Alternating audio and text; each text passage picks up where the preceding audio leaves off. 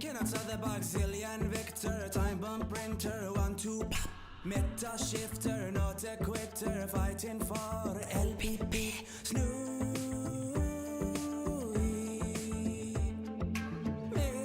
Misspelled his own name, Snnuy, Snnuy, Snnuy, Snnuy, Snnuy, Snnuy, Snnuy, Snnuy.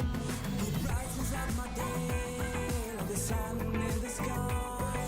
Never misplays. Wait, is that deny? Oh my my, no, no. Screw Ionia.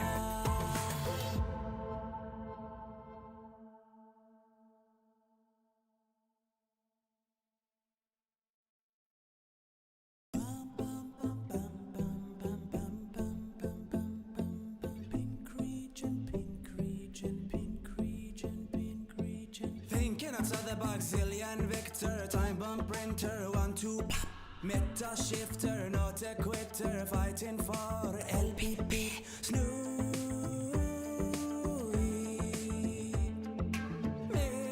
Misspelled his own name, Snnuy, Snnuy, Snnuy, Snnuy, Snnuy, Snnuy, Snnuy, Snnuy. He brightens up my day like the sun in the sky.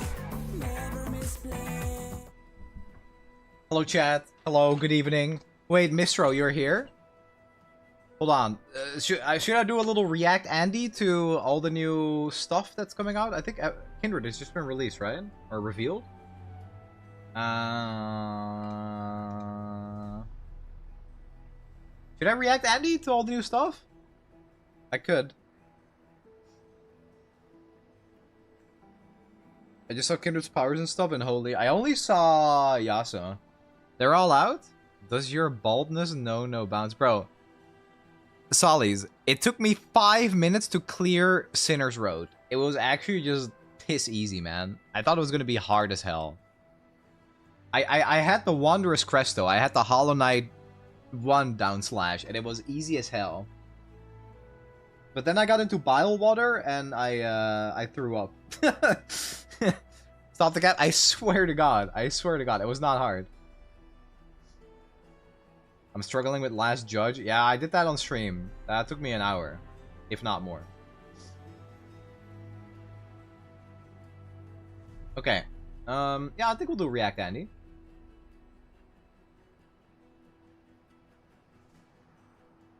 Okay, let's do it. React Andy to the 3 new champions and their powers coming on Wednesday. Let's do it. And after that, we're playing an adventure and oh, there's something on the screen here. Hold on. After that, we're playing an adventure and then I'm gonna make a tier list. Okay, let's do it. Let's just do it like this. Okay, so first up is Yasuo. Start with 2-star, +1 starting mana. When you play a champion, draw 1 and make it a Storm Conduit. Storm Conduit is this card will get its cost reduced when you gather Storm.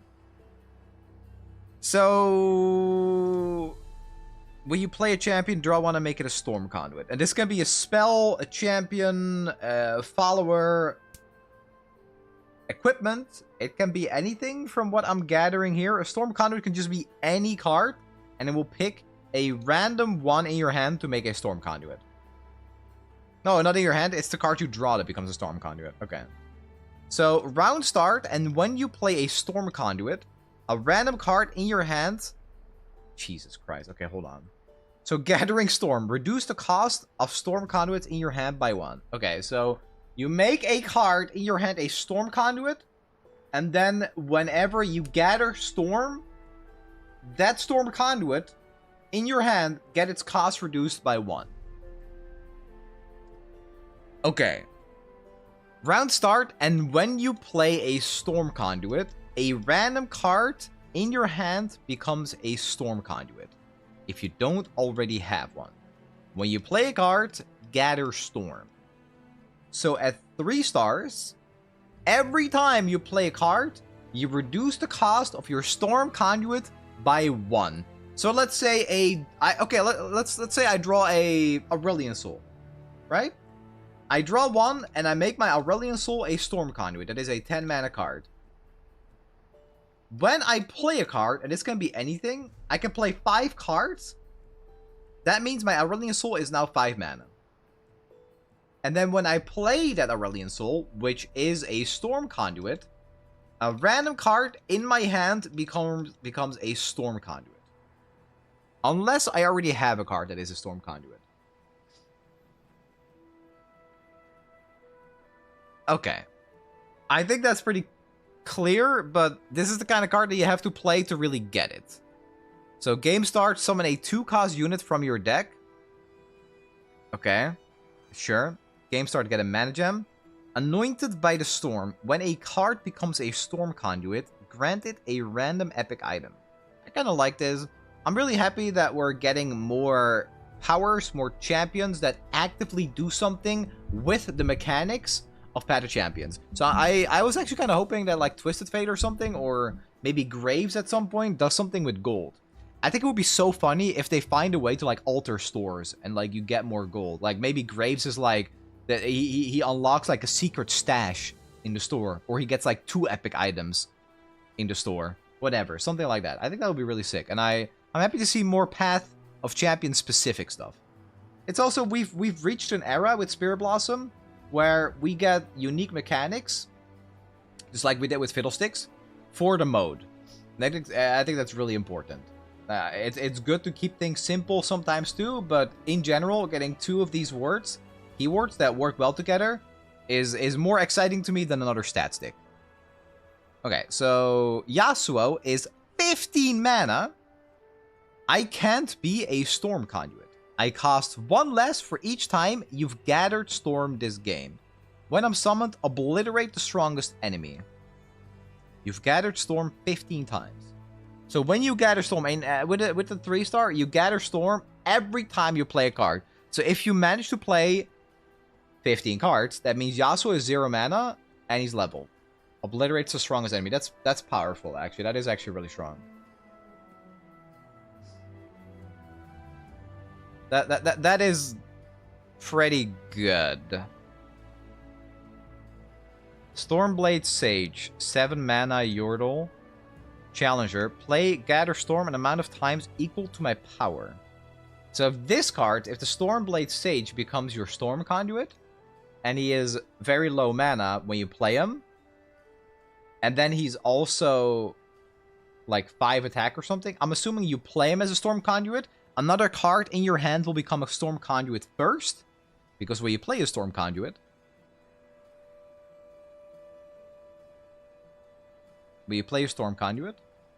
a random card in your hand becomes a Storm Conduit. So if this is your only Storm Conduit, another card in your hand becomes a Conduit, and then it immediately gets its cost reduced based on this guy's attack. Oh, Jesus, okay. Disciple of Doran. When I'm summoned, create a preparation in hand. A preparation is the 1 mana spell that reduces the cost by 1. Arisen Soul. When you play another cost-reduced card, grant me +1/+1. And you get one of these 2 at the start of the game because of its 4-star. These are both pretty significant to have. And another important thing is, it says when you play a card. And Preparation is basically a 0 mana do nothing. Preparation is 1 mana. So it's like you play a card and you gather Storm for it. Sure. Okay. Up next. Inspiring Mentor. I hate this card. Create an exact copy of a card in hand other than Zephyr Sage. This is also really interesting because you could either double up a Storm Conduit. I was gonna say, or maybe you're Yasuo, but that doesn't really work because he's a champion, right? I'm assuming Zephyr Sage is just here to double up your Storm Conduits. That's why you really want the Stormblade Sage to be a conduit. Okay, and then we have Shades of Battles Past. Strike, Gather Storm. More discounts. Manifest a 6+ cost follower and make it a Storm Conduit. This is really, really good. Oh, this card is insane. You need to play this ASAP so you can have 2 conduits in your hand. And then every time you do something, you're reducing the cost of both of them. Last Breath. Recall an enemy to gather storm twice. Oh, that's really good. That's stalling. You kind of want the game to go long? That's good. And then the level 2 gets the extra text of when I'm summoned or attack, obliterate the strongest enemy. Okay, my head kind of hurts. The Spirit Glove. You get this in Yasuo's bundle. Overwhelm. Game start, if I'm a Spirit Blossom unit, set my cost to 10. This is so mid, man. I really don't like this. I look at like the fact that they call it a Spirit Glove and it's just his hands. I love that they cropped this like this and then called it a Spirit Glove. It's just this. I mean, nah, that works bad. Sure, whatever. Yeah, but this is kind of... This is exactly the direction I want relics to not go in, you know? It's like, do whatever you want with relics, just make it a little more general, bro. Yeah, this is... It's not even a Yasuo only. It's like... It's worse than that, right? It's like... It's a common. It's like, for 99% of the roster, it's give something Overwhelm, and you're paying for this. Better... How is it better? It's not even better. It's just Overwhelm, and then...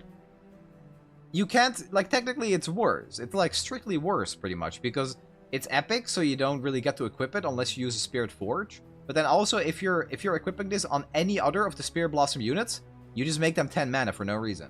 This is only good to reduce Yasuo's cost by 5, unless you want to play on like hard mode. I mean, I understand. This is like a pretty self-contained package. So the worry here is that if you draft a supporting champion, they're just going to be completely terrible. I guess you could like draft a card that's also high mana. Like if you get like an Elder Dragon or something, and you make it a Storm Conduit. Oh, that could actually work, I guess. Sure.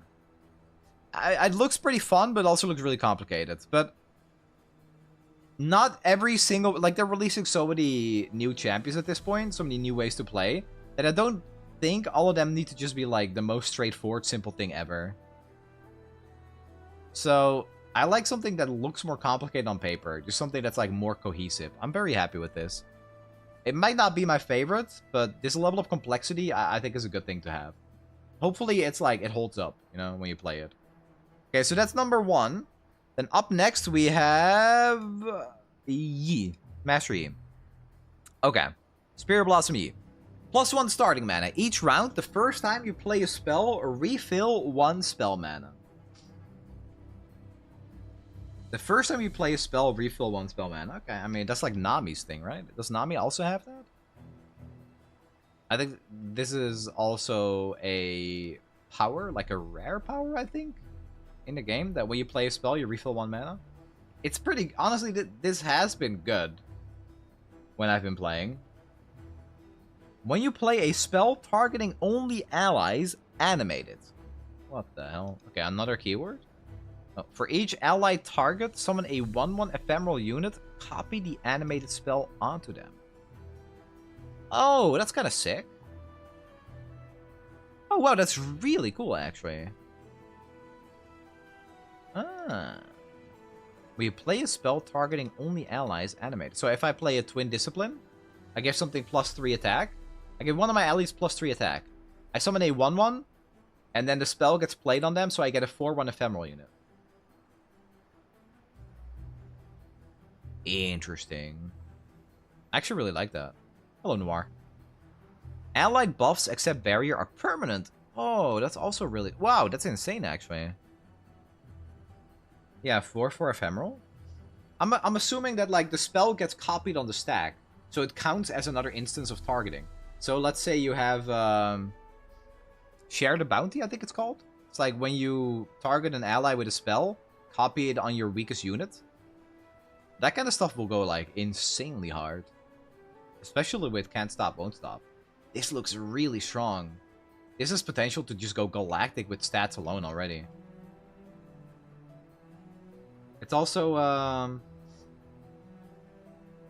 it summons blockers at burst speed. So this looks like it's got good offensively, because you can make big units. And I already saw that Ghost is in the package, so you can make multiple elusive units. But at the same time, like, you're always going to have something to block your opponent with. Okay, game start, get a mana gem. When you target an ally with a card, grant its stats equal to that card's cost. Holy crap. And that also... That's why it matters that the spell you target your ally with goes on the stack again. So now, if I target... Let's say I have a 1-1, right? I have a 1-1 Teemo. I target it with Twin Discipline. With just a 3-star, Teemo becomes a 4-1. And then I also get an Ephemeral that is also a 4-1. But with Final Lesson, my Teemo becomes a 6-3. And then the Ephemeral also becomes a 6-3. This looks incredibly strong. Okay, let's see what he does. 8 mana 5/5. For each spell you played targeting only allies this game, animate it. The animated spells start a free attack. Wait, what?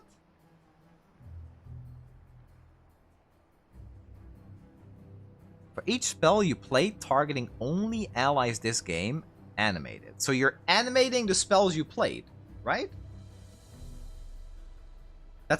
So it just keeps track of every single spell you played.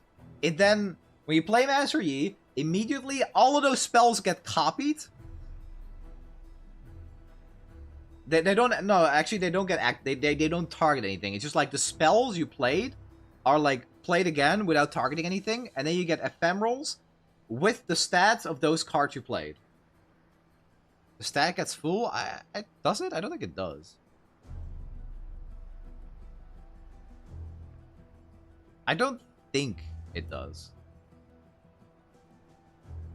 It doesn't say that it's targeting anything anywhere. I could easily be wrong though. Maybe it just plays like a bunch of 1/1 ephemeral units, and then it plays the animated spells on those. That could be it actually. Oh, that's a really, really cool card actually. I like the Yasuo thing because of its complexity, but this is sick. Okay. Spirit Aspirant? I might not be pronouncing that right. When you play a spell, give me +1/+1 this round. What? So I'm looking at this with the 4-star in mind. And this is an insane power spike. Wow. Yeah, can't stop, won't stop is going to be game changer because that means that this stays. We play a spell, give me +1/+1, that stays. This is a win con. The Prodigy Shade. Play, pick one of 3 single target spells you've played on allies this game and play it onto me.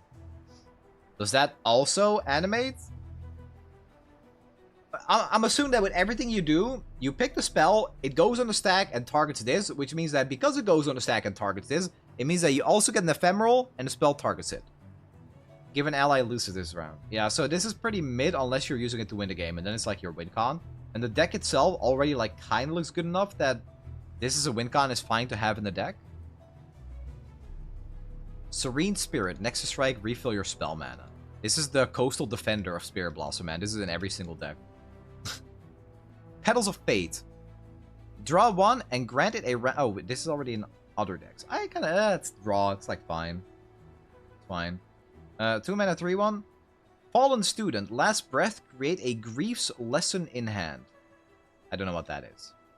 When I'm summoned, summon a Nir's Aviarist. So that is a 1/1 with support. Copy the stats of my supporting unit.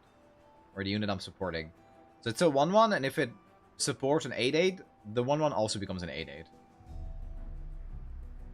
Practice makes perfect. Give an ally +1/+1 this round. Increase the buff by +1/+1 for each other times you've cast this game.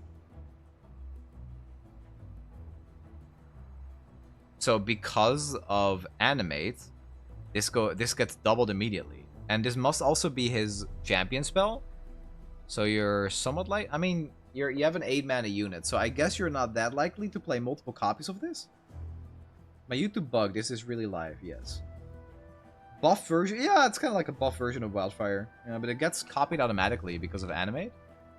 Kinda cool. I mean, it's gotta be printed. Oh, Grease Lesson. So that's the one you get when this dies. 2 mana burst. Give an ally +0/+0 this round. The buff is equal to the highest attack and health among allies that died this game. So because it's a last breath, this will always be at least a 2 mana burst. Give an ally +3/+1. Yeah, that's pretty good. That's pretty good. 2 mana +3/+1, and it's synergized with your deck. You've targeted allies 12 times, so that's basically like 6 times because of animate. Super doable. Okay.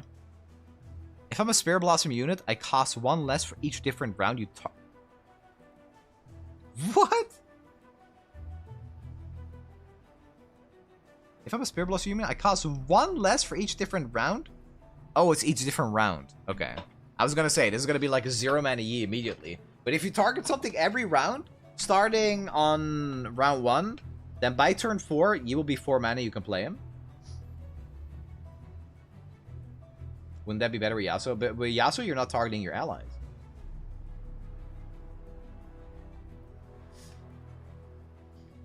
I like this. This feels pretty necessary though, because 8 mana Yi feels pretty unplayable. This is this seems like a very powerful deck. This is like a contender for the best deck out of the bunch. And then lastly, we have Spirit Blossom Kindreds. Okay. +1 starting mana. When a marked enemy dies, grant ephemeral and champion allies everywhere +1/+0. Round start. Mark a random enemy. When any unit dies, create a Beast's Frenzy in hand, or if you have one, reduce its cost by 1. Beast's Frenzy.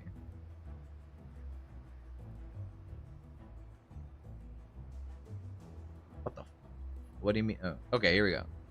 Summon The Beast, challenging a marked enemy. Holy crap. Wait, that's so sick. The Beast?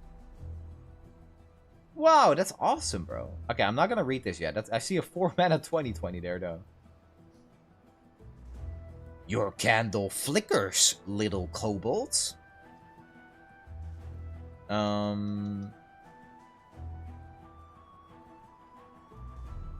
So, okay, when a marked enemy dies, grant ephemeral and champion ally. So, the Beast...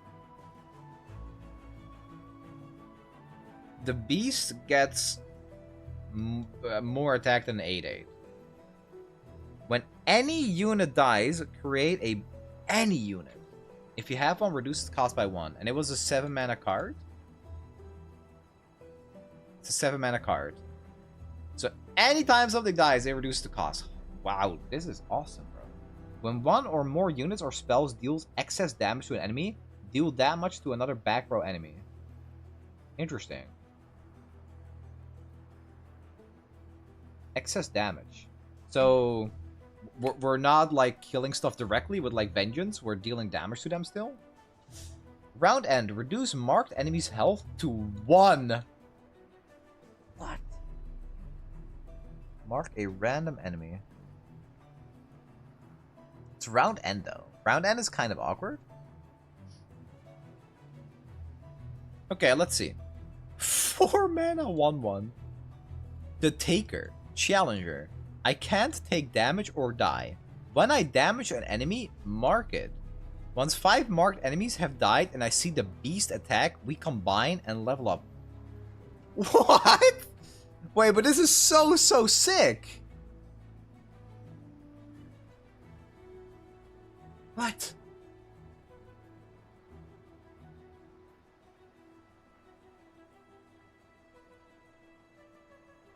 Okay, Withering Mist, drain 2 from 2 enemies.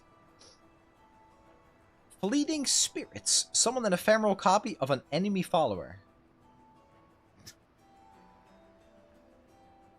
I mean, that's honestly pretty good. 5 mana though. Patient Beast. Play, mark an enemy. Round end, I strike all marked enemies. It's, what's her face? Oh no, oh god. Guys, I'm starting to forget the name of the Runeterra cards. Errol the Tracker. It's Errol the Tracker. But more relevant. Okay, Dance of Arrows, Burst. Mark a random enemy or spend 4 mana to deal 3 to all marked enemies. Oh, I like this a lot. 1 mana burst to mark. Marking is super relevant. When I'm summoned, summon a prey. Death Seer, 2 mana 0/5. When you target an enemy, mark it. Wow. Vengeful Imp. Last breath, mark the enemy that killed me. And it's deathless. Bro, I love this little guy. And Vile Feast. Okay, so Kindred. Level 2. I can't take damage or die. Enemies are marked. Beast's Frenzy makes me attack instead. Dude, that's so sick. Okay, this is so cool, bro. This is actually insane. Wow. I love how creative this is, man. This is just something we didn't see before in Path of Champions. And this is why I was so happy with Spirit Blossom. It feels like it's finally that moment where they can just like let go of all the change that's holding them back. All the change that held them to like the champions that were meant for PvP. Like, again, don't get me wrong, I love PvP, but like obviously it's hard to design content around stuff that was meant for a different mode. Now we see path exclusive stuff, and it's completely bonkers like this. 4 mana 2020. Yeah, I love this. I genuinely love this. I think this looks cooler than Teemo. And I don't say that lightly. They really saved like the coolest one for the second batch. Hey Snnuy, how are you seeing this Spirit Blossom thingy? Nico Bellic, thank you for the 23 months. It's all on their Twitter. Where Overwhelm? Nah, man. With Overwhelm, this would be so lame. That you'd just be winning games because of Overwhelm. I hate Overwhelm so much. Overwhelm, honestly, to me, is what's killing... Well, it's not killing it, but it makes Path of Champion worse. This is really, really, really cool. This is probably the first one I'm playing. The Taker's Bow. Power attacking ephemeral allies. Can't take damage or die? Huh? Attacking ephemeral allies. This is so weird. Huh? What is the point? It's actually really good, because if you're using Beast's Frenzy on the defending turn, you can summon the 8/8, it will challenge a marked enemy,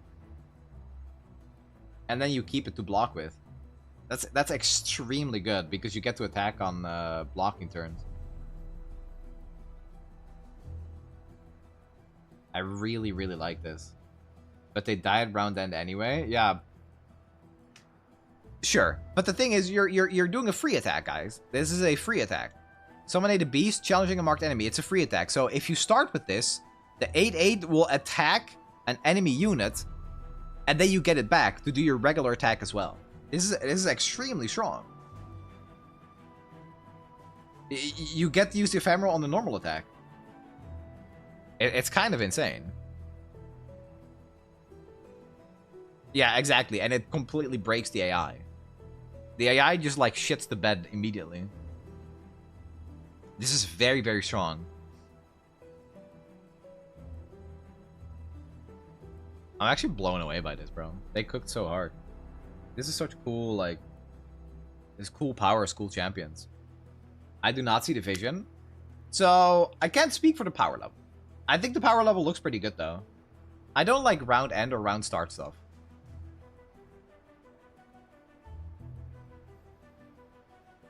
Yeah, I don't think I love this. The good thing is that round start is for marking an enemy, and there are plenty of cards in the deck that also mark an enemy. But in general, I feel like Path of Champion has kind of gotten to a point where if you're not winning in 5 turns, you're gonna have a really hard time and you're gonna lose a ton of health. Kindred does not regain health except with Withering Mist and I think Vile Feast. So that's like maybe 5 health in the fight. And there's no clear way to win fast. I think it will still be strong, but it's probably not going to be broken. But we'll have to see. Like, I could... this is like... There's too many new context here. Too many new cards, new archetypes, new keywords that we have to deal with. I think it's super exciting, but for the power level, you'd have to play with it. This is all, like... This is way too cohesive of a package. I like this. This looks awesome to me. They giga cooked. Very nice.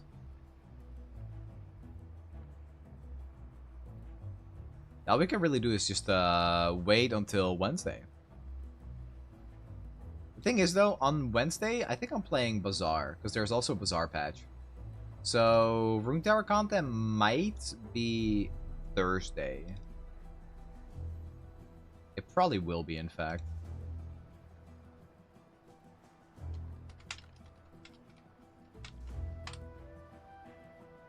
Okay, I'm uploading now, Mr.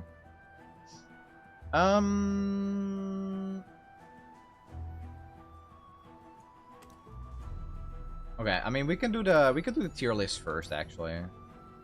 Who's messaging me? Shadow.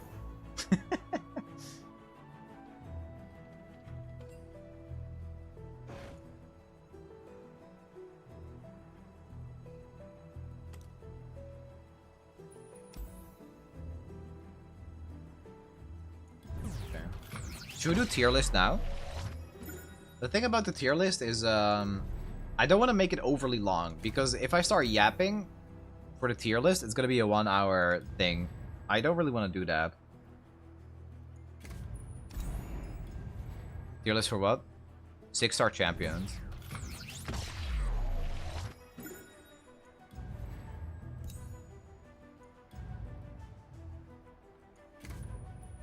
Patch won't be played. Yeah, we'll see what happens. It's entirely possible that the Bazaar patch is just, like, really late again.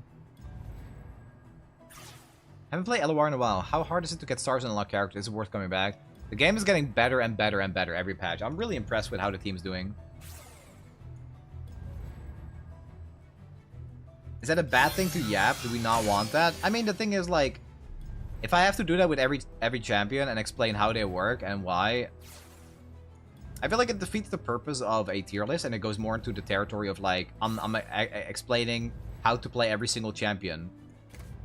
And I don't want to do that. I thought you were a professional yapper. I am. I am, as a matter of fact. Why do you think I'm streaming, bro? Okay, let's just, let's try it. Shush. Okay, let me see. So I have prepared everything here. Why PvP died? I don't know, man. I just play the game. I don't design it.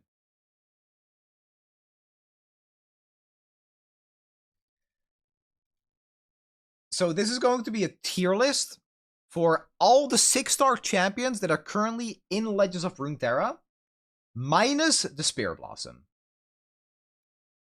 We're not doing Spirit Blossom, we're doing that later, because Spirit Blossom are supposed to be these premium. So this is everything, basically, from before August.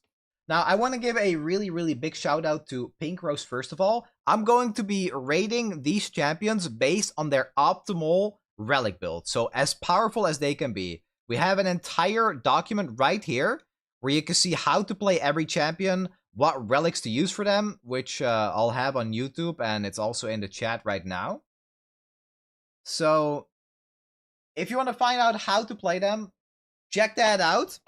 I'm going to be rating based purely on how good they are at clearing different high-level adventures, as well as keeping in mind what modifiers are in the game. Because the thing is, modifiers kind of mean that even really bad champions are sometimes insane. I'm going to start off by explaining what I mean by that, by placing Darius in C tier. So Darius is a champion that has a certain amount of stats and gets a certain amount of attacks because of his power, right? He gets extra attack on the first unit you play, and then if you play with 15 or more power, he rallies. That's really powerful, but in higher end adventures, even something like 7 attack is often just not going to be enough to punch through a 20/20 that the enemy is summoning or something, right? And then if you rally and all your units are dying in nightmares, that's bad.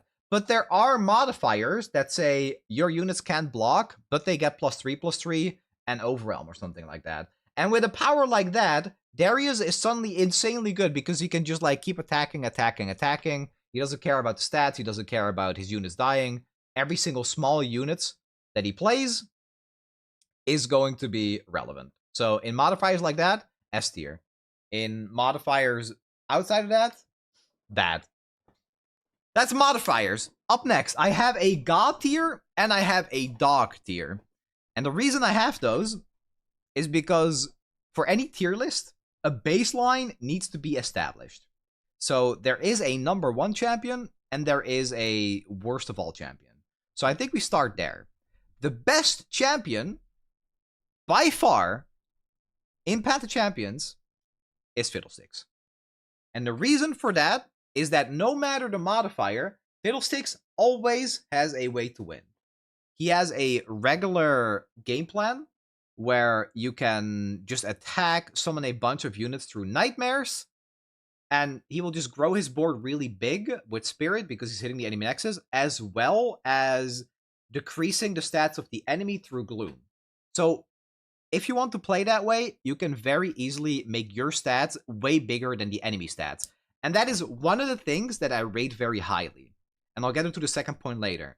Because in Path of Champions, there are 2 metrics that I rate higher than anything else. Number 1 is how reliably can you get bigger stats to your opponent so that your attacks matter. And that can be, well, I say stats, but how reliably can you attack your opponent and come out on top is what I should say. Because that can be done through stuns, through bigger stats than them, but also through, you know, unique mechanics like Ambessa, right? Where if she attacks with Richter's or something, she stuns the back line or she kills the backline unit. Stuff like that. How good are your attacks? And second, how good are you at defending?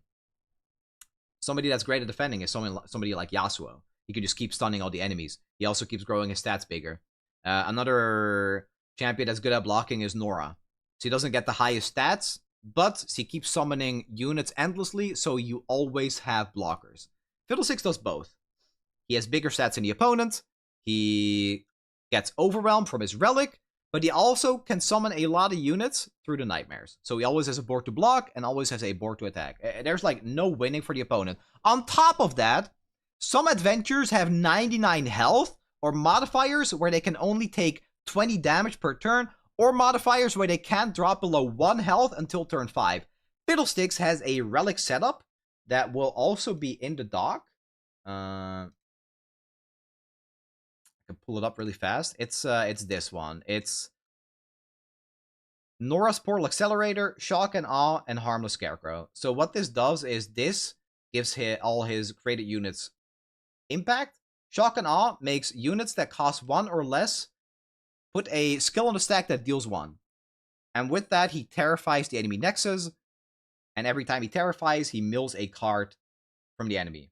Which means that even if they have 99 health, even if they can't die until turn 5, Fiddle can mill them and have that alternate win con. So every single angle is covered for Fiddlesticks. Okay. Best champion. God tier, by far. I'm going to have 3 champions in God tier. But Fiddlesticks could even be a tier on its own. Next up, we need a weakest champion. And that's Neeko. Neeko is the weakest champion in the game because her power is that she does damage based on how many subtypes she attacks with, I think. I haven't played her in a while. And that is capped at 5 damage. 5 damage is not good enough, and she doesn't have any ways to scale her damage. On top of that, while she's playing units that are understated on the board, she also runs out of cards very fast. So you can't really attack with Neeko. You can't really defend with Neeko. And she doesn't have enough damage to clear higher end adventures. Okay. Yeah, it kind of speaks for itself. It's just like she can't hold her own at all. You need a certain way of like scaling stats and making them big enough to stand a chance, or you need to be really good at defending. So another thing that I rate highly is the ability to recover health. And that's why I'm putting Victor at the top of S tier. So Victor is just like one smidge short of God tier. And that's because he has a very reliable OTK. If you're playing Echoing Spirit on Victor, he summons a copy of himself because of his 6-star. And then you have his Hex Core. And the Hex Core gets doubled, which means you have increased odds of getting lifesteal. As well as reliably with like 1 power, 1 item, and there's like tens of them that do that. You can OTK pretty reliably on turn 1. If that goes wrong somehow, because your opponent kills your Victor, it stuns it or something, you can still get lifesteal and just stay healthy anyway. So that's another aspect. How healthy are you after every fight? Victor has a reliable turn 1 kill. He has good blocking. And he can get lifesteal. Okay. So now that I kind of have all of that out of the way, I kind of have like the metrics, which is attacking, defending, how healthy are you after every fight. So now we can kind of just go through it normally. So let's start with another archetype in the game that kind of falls outside of that, and that's spellcasting. It's pretty rare, but the new champion Mel does it pretty well. She is A tier for me, and her units are all pretty weak, but the more spells you cast with Mel, the more powerful they get, and her spells have Overwhelm, which means that you'll be killing your opponent slowly through spell ramp, essentially. So it's not the strongest way of doing spells, but it's also a more controlled playstyle at the same time. So it is pretty likely that you trim the enemy board so much that they have no units to attack you with, as well as the fact that if you keep the enemy board low, you can even attack with Mel's lower attack units and still win through attrition. Okay. Let's fill out something in the B tier. At the top of B tier, we'll put Volibear.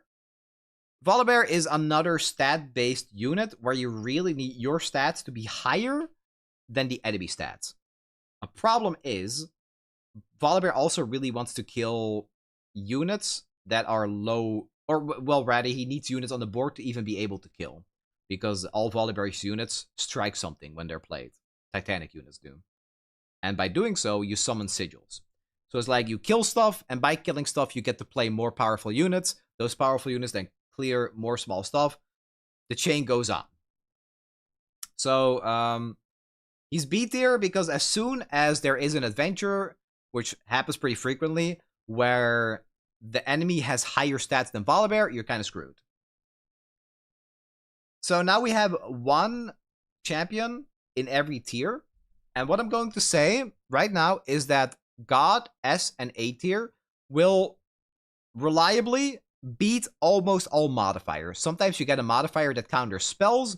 Sometimes you get a modifier that like counters going really big with one unit, like a stun modifier or something. But overall, these will still get the job done. The ones below that more or less do the same thing, but they're just a little bit worse at it. And that's something you will see very often with stats. Stats need to be scaled. And there are champions in the game that cap at a certain amount of stats. Volibear is one of those. He usually doesn't go above 2020. So with that in mind, we can already like just add some more champions to this same tier. Elder Dragon is exactly the same. You play him, he gets a couple of dragon boons. Sure, Elder Dragon himself is unstoppable and everything. Takes a while to play him. That's good. But in a 99 health adventure on the enemy, and if you are not scaling your stats big enough, you kind of hit like a brick wall. Which can be a problem. So inconsistency is also kind of like a thing in these adventures. And then there is another stat champion that I really, really dislike, and that's Kale. Kale also goes in B tier. The reason I'm going to rate her higher than some other stat champions is because she can get lifesteal through Mihira. And that can sometimes be really, really good. So more stats. Let's just get some more of the stats out of the way. Nautilus is another stat champion. Also caps just like Volibear and Elder Dragon, at a certain amount. And that needs to be enough to even win. And if it's not enough, you're screwed. Why he's worse than these two is because you need to have Nautilus on the board. You need to go deep first to even get your stats, and then Nautilus needs to be on the board to discount your units. And discounting your units is pretty important, otherwise you're only going to play one unit at a time. Elder Dragon has discounts as his base kit. Volibear keeps summoning sigils. That's why I think out of all the stat champions that are like B below, Volibear is the best. And Victor is kind of like a stat champion. He does it the best because he goes to like 200, 200, or 300, 300 in a single turn with lifesteal. Okay. Now I have two champions that are basically turn 1 kills. And a problem with that is consistency. So they're either extremely good because they win on turn 1, or they're extremely bad because they can't. So I'm going to rate Gwen as that champion in A tier because I think she does it slightly better than Vayne. Vayne is slightly more inconsistent, so I'm putting Vayne 1 tier below Gwen. Both of the champions are only good if you can win turn 1. Gwen is slightly better than that. But Vayne, if you don't win turn 1 and you don't get Vayne, you're kind of screwed. Okay. Let's fill out S tier as well. A recent release that I'm a big fan of is Twisted Fate. Twisted Fate is a lot better than I thought it was going to be. I thought Twisted Fate was going to be pretty mid. But when he's upgraded and you fill up your deck with wild cards, you have so many stuns, you have so much card draw, you control the board so much that it's like honestly almost impossible to lose, on top of the fact that he deals a ton of burn damage that you don't even realize you have. He is infinitely better than I thought. And it's also that consistency thing. He is like beyond consistent because you keep cycling your deck. Yeah, stuns, draws, and chips damage. Exactly. It's like you're like when I play Twisted Fate, I'm like, oh, I feel like playing blue card now. I feel like playing red card now, and maybe yellow card later. You don't even have to really think. It's much easier than he looks. And yeah, it's just the whole package. It's the consistency. So, speaking of consistency, I'll pick another build for the champion, and it truly hurts my heart that I have to put him in a lower tier because of a lack of consistency. Yeah, y'all probably see it coming. That's Pyke. Pyke is a champion that is of an archetype that is inherently pretty inconsistent because of Lurk. Now, obviously, with his powers, basically your entire deck is Lurk, but he also summons a unit for free when he lurks, which means that you kind of want to fill your deck with more expensive units.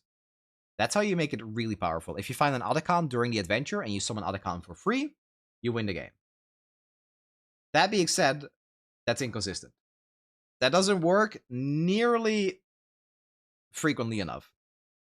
So I think he is powerful. I think sometimes with Pyke, you go into like an adventure that's really hard to clear, and you just get the perfect high rolls, and he is the best champion in the game. But most of the time, that is not the case.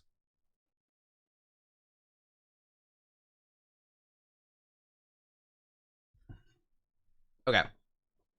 So, one of the earliest powerhouses in Runeterra was Jinx. When Jinx came out, she was a very easy god tier. But that was before the multiple nightmares, the new adventures. So, with all of that power creep, she has fallen down to the top of A tier. She is still really, really, really powerful. Basically the fastest champion in the game at lower end adventure. But as soon as you start playing against 99 health opponents, or you're playing against those modifiers where they can't die, Jinx really, really struggles. She just does not have the chip damage. She does not have the cards to keep dealing that chip damage. I think the first time we saw Jinx fall from grace was the Lysandra adventure, where Lysandra has a tough nexus, and you just couldn't chip through it. Like, it was just almost impossible to win, because her whole gimmick of every time you play a card, deal 1, does nothing. So this is a really unfortunate victim of power creep. She's still good, just not what she used to be. Like, it's nothing compared to Fiddlesticks, right? Who just blasts through everything.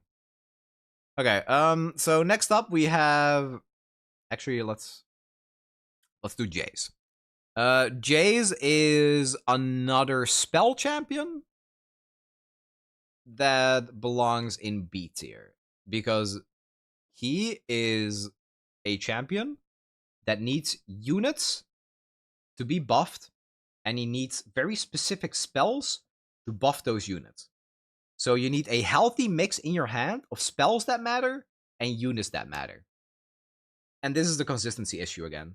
Very often, you do not have a board with units that are ready to be buffed because you want your board to be bigger, you want better units, and sometimes you don't have the spells to even buff the units. So you really need Jace on the board, and you really need to have like a hand state that can make sure you win. I would rate him C tier, but he does have like that power where if you have Jace on the board, you have that power gate, you're ready to win. And if your previous fight was a little worse, you have a chance to now roll lifesteal. And that just like makes up for all the losses. Speaking of which, something I didn't mention is that I am not really rating adventures by how fast you clear them. I know speed is like another metric you could consider, but I'm like purely basing this off with how much health and how reliably can you clear adventures. So for that reason, Misfortune is also one of the fastest champions in the game. And if we're basing it purely on speeds, he could go in S tier. But I'm going to rate her barely in A tier. She might honestly be above Jinx. I'll put her here. Order matters. If order matters, Jace also needs to be here. Yeah, so I think like this. So she's really, really fast, but she also struggles in those really high-end adventures. It's because of like the Jinx issue, where you're attacking a lot, you're chipping for a lot of damage, but sometimes it's just barely not good enough. Okay, so I think it's about time we add another dog. And this dog also kind of hurts my heart because he's a complete badass. He's really, really, really cool. He comes from one of my favorite expansions in Runeterra. But his stats are capped at a very specific amount, and he has almost no ways of going over or under. And that's Aatrox. Aatrox is also kind of suffering because he was one of the first 20 champions that came out with a constellation. So they had like, I think, less of a grip on how they wanted to design the power level of them. But Aatrox kind of has like that same playstyle as Nautilus, where you need to play to assimilate your board. And then you have really big stats. The thing about it is that with Nautilus, once you go deep, you stay deep. With Aatrox, you only get one assimilation, and if those units die, you're not getting them back.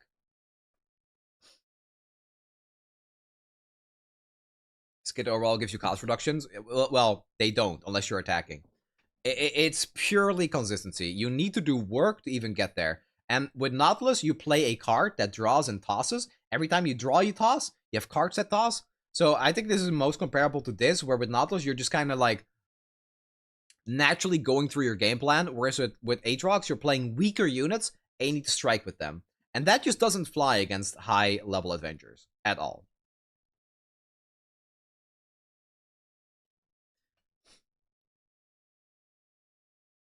When equipped, ally strike, not just... Yeah, see, worse than that even.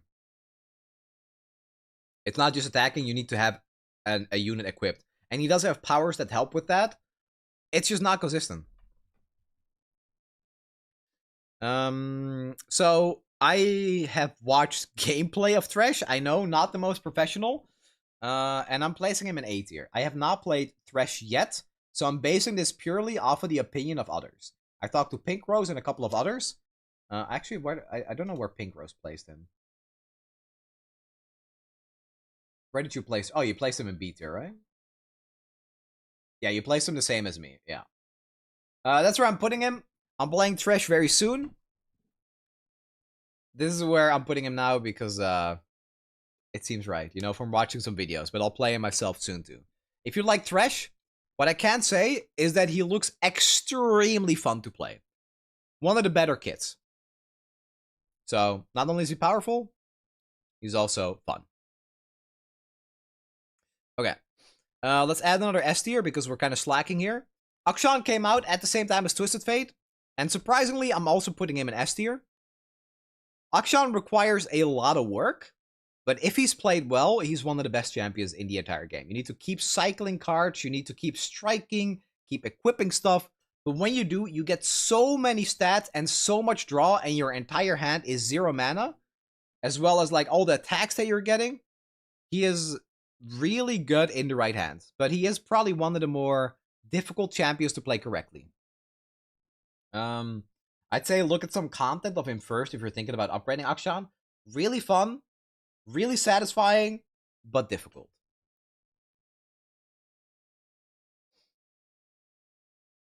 So another S tier is Yasuo. For basically the complete opposite reason that I'm putting Akshan here. I'm actually moving him up right here. Yasuo is very slow.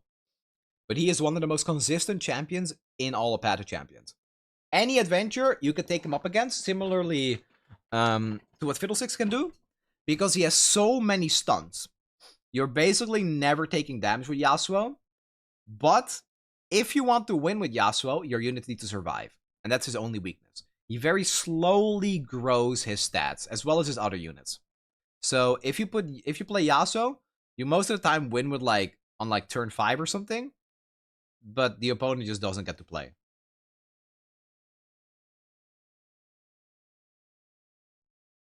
So, slow. I would not recommend farming with Yasuo because it takes so much longer than almost everything else in the game.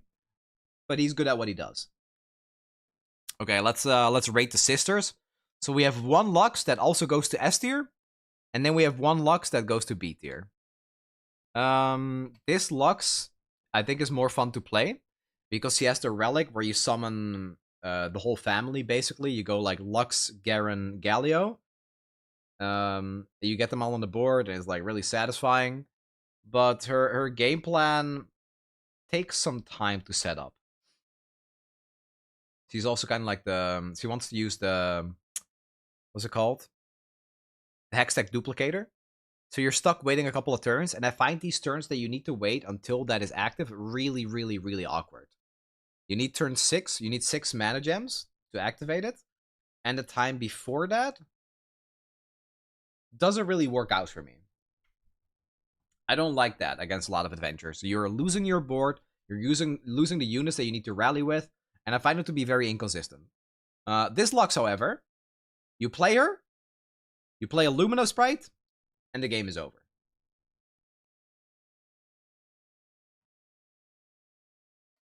She has a spell that grants a mana gem, so turn 2 so you can have 6 mana.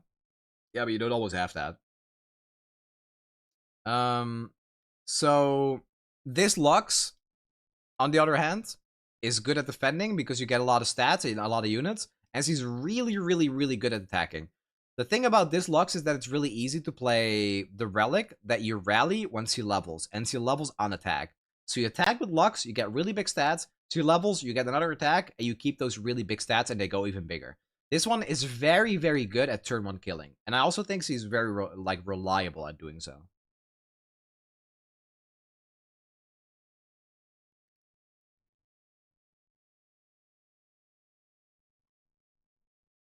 You can bang. You guys think that this is stronger? I from what I've played, I really don't think so. I'm sticking with my opinion, but if you guys disagree, just keep it in mind. You know, form your own opinions. Don't upgrade stuff on my behalf.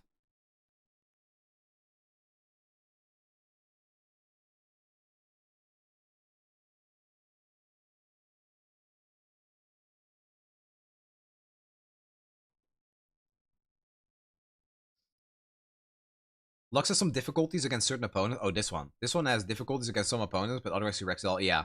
Against some opponents, it does get awkward. I think 90% of the adventures you're playing, you can turn 1 kill. It gets even more consistent when you have Shadow Totem. We get a Shadow Totem on her. You have a Lux that supports a Lux, and then a Luminous Sprite, and you win. Okay. Also, I forgot to mention, but I took like some time yesterday to add a border around every champion so you can see what region they are. Took a while to put this together, but I wanted it to look nice and easy on the eyes.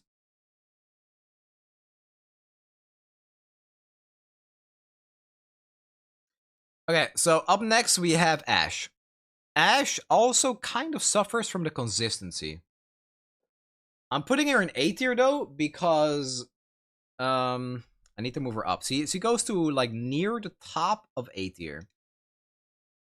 A problem with Ashe is that her power says when you reduce the power or when you frostbite something, take that power that you've reduced and give it to something in hand. So if you frostbite a 20 attack unit, you hand buff something with that 20 attack. So the best the best Ashe loadout is using triple Gatebreaker. So you summon like a 100 attack god damn it, a 100 attack Ashe, and she insta one shot the Nexus. Problem again is inconsistency. Sometimes your buffs land where you don't want them. Sometimes the opponents don't summon enough units, so you can't frostbite them, and you don't get that power. And if that happens, you can't win. Well, you can, but it's much more difficult because your stats stay really low.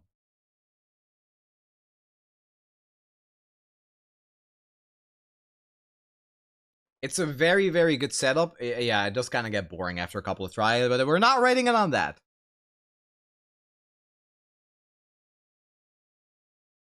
The stronger the opponent, the more power you get. Exactly. So she is better at higher level difficulties. If you play her against lower end adventures, you need a different setup. But her triple Gatebreaker, on average, is the best way to play.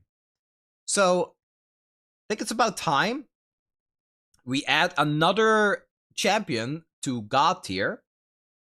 And let's just take the one that is the least surprising of all. Swain.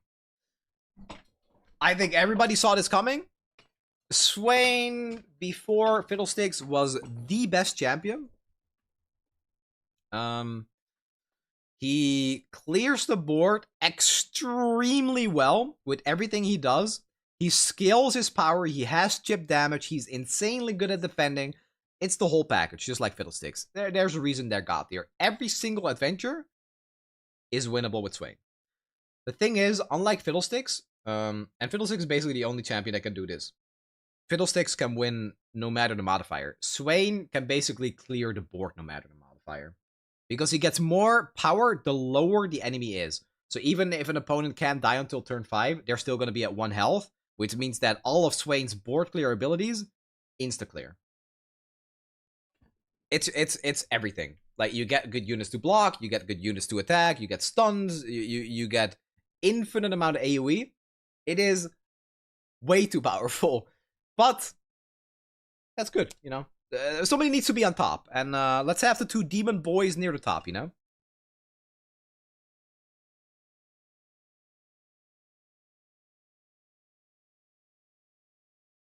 Not a surprise. So we have 1 more spot in God tier. We have 1 more spot in Dog tier. But moving on, I'm putting Evelynn as another A tier. I found her to be, like, reasonably consistent because she has a relic that basically makes it so you always have the most important unit, Evelynn. She summons Husks. I haven't played her in a while, but I'm pretty sure that she has, like, this moment where once you've summoned enough units, you just, like, keep getting stats that are higher, higher, higher, higher. So it is, like, this scaling power and a chance to...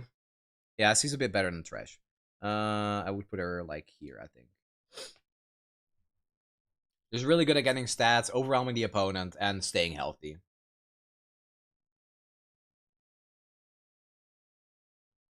I really disliked Evelynn before her 6-star because she had this really, like, parasitic design where you wanted your champions to level as often as possible. So if you didn't have Evelynn and she was already leveled by the time you played her, you had, like, the bare minimum of stats.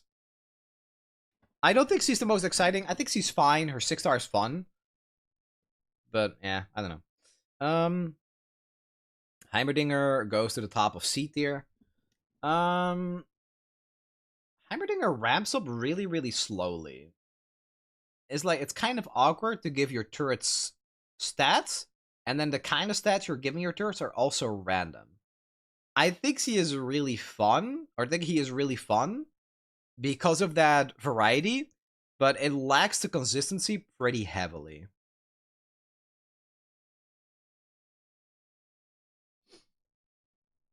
Caitlyn goes right here in B tier. She is slightly worse to me than Volibear and Elder Dragon. But I think she is good at board clears. She also gets pretty consistent board clears because her flash bombs that miss shuffle back into the deck. It's not hard to keep a board clear as Caitlyn, but at the same time, the flash bombs can still miss. Sometimes they don't hit the unit that you want it to hit. As well as the fact that most of her win con comes from her sniper spell. The overwhelm spell that deals 10 and can like crit for 20. If your opponent has units that are too high stats, sometimes that's not even enough to get through. So you're like kind of stuck with this spell sometimes, and you have nowhere good to use it. So it is really like, how consistently can I get rid of my opponent's units? Because he is a full-on control champion with really specific, this is how I win. And that's her spell that she gets with the overwhelm that sometimes crits. That's like a way you use it on a low health unit. It overwhelms, it hits their nexus for 15 or whatever. Or your opponent drew 20 flash bombs and you suicide bomb with Caitlyn. And I don't love those win cons. Sometimes that's a little bit too all in. You're taking too much of a risk. From all the 6 stars in the game, it's one of the lower impact ones. It sometimes just clears them immediately, but you can't reliably say, I'm going to play this spell and it's going to win me the game right now. Okay, Lilia, I'm putting in A tier. It's also a stat champion, but she gets control tools. So like there's some stunning, there's some recalling, there's some ghost blocking to keep your stuff safe. It honestly, like, it feels nice. Her own spell as well can sleep an enemy, so you can stall. And it's like, you're most of the time, you're trying to set up an OTK on turn 1, or you have good tools to stall until you can OTK the next turn. There is some degree of inconsistency, though, especially if you're playing Guardian's Orb. I think she's, like, here. Doesn't Vayne usually OTK? Does that count? That's why she's in B tier. Usually she does. I rated Gwen and Vayne basically the same. This one is more reliable at OTKing. And also she kind of has a game plan if she doesn't OTK. Vayne needs to kill on turn 1. And if she doesn't, she's trash.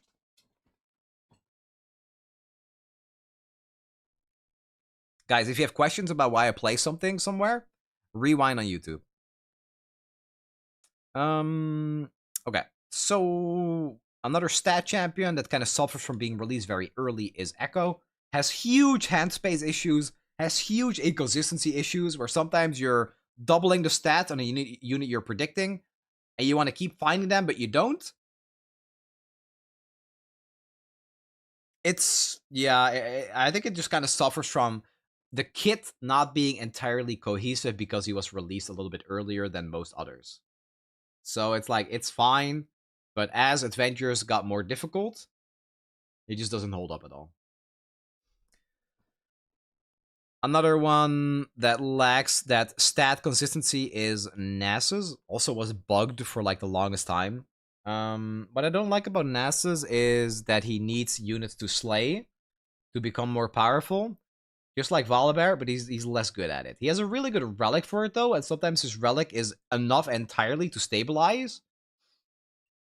But I have a hard time blocking with him sometimes, and a hard time attacking when I don't have the stacks yet. So it's this awkward dance of when can I attack, when do I have enough power to win, and if that isn't enough, I kind of just like have nothing going on. So Leona was really hard for me to place. Because on one hand, she has like all the stuns, just like Yasuo does, but at the same time, I feel like it's way harder for her to actually find those moments where the stuns matter. With Yasuo, you can kind of keep blocking until Like, okay, so with Yasuo, you're stunning and you're clearing and getting stats. With Leona, you're just stunning. You're buffing too, but because you're just stunning, it means that the units stay. And if you're not winning, you have to stun them again until you can stun an entire board and attack for the win. It feels a lot more awkward because it doesn't double up as removal.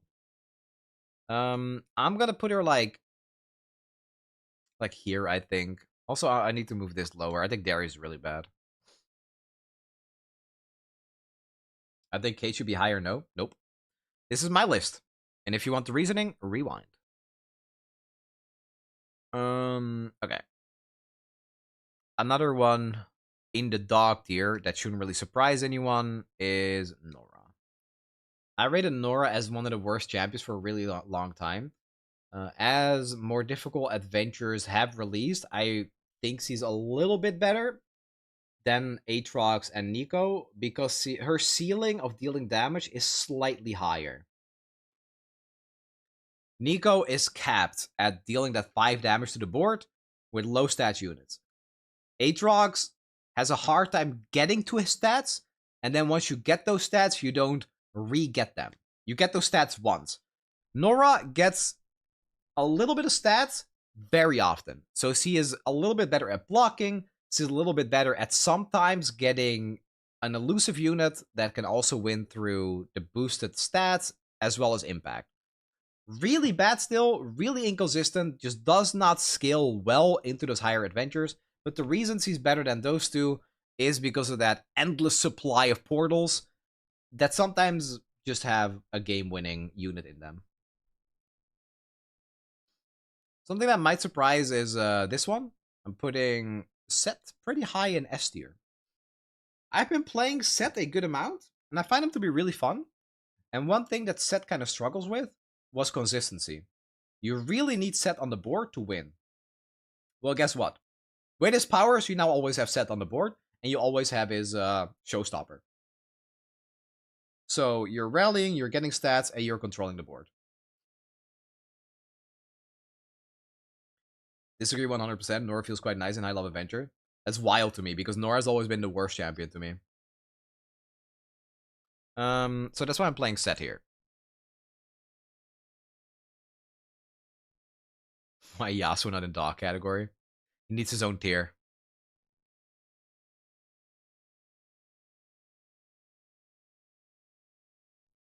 Where's Teemo and Kindred and Earnsol?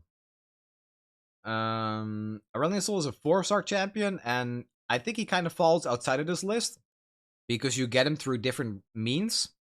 And it's not like a question, what champions should I upgrade with Aurelion Sol? Because you get his resources through the monthlies. This is making an active decision of who should I upgrade for Noxus, right? If I want to win. Yeah, well, Swain is God tier and Mel is A tier. So the Noxus champion, if you want to win, is Swain. Asos is always kind of there. Up next, Ambessa. Go straight to the top of S tier. Above Mel. Aurelion Sol is also his own tier. Aurelion Sol is worse than Fiddlesticks. He's arguably worse than Swain and the other champion in S tier as well. So, Ambessa is kind of stupid in the way that not only does he stun an entire board, she also clears the strongest enemy unit every time you attack with something that's 10 or more power in total. Which is really easy to do, especially if you're free attacking a lot, which she also does. So it stuns, it's infinite board clears, it's also a lot of barriers on Rictus and Ambessa herself. So you're good at attacking a lot, you're good at defending through stuns and barrier. It's kind of like the whole package. It's similar to Twisted Fate, but where Twisted Fate just like keeps throwing out cards to control the board, Ambessa just sends out units to control the board. It's kind of like, I feel like Ambessa's strong for all the wrong reasons. It really feels like kind of tacked on. I still think she's fun to play, but her gimmick is almost irrelevant. Where she has like the printing mechanic, It's like if you attack with a unit that has the same name, get stats, it doesn't really matter. Her whole gimmick is just like whatever because she's so good at stunning and killing. Still makes her really good though.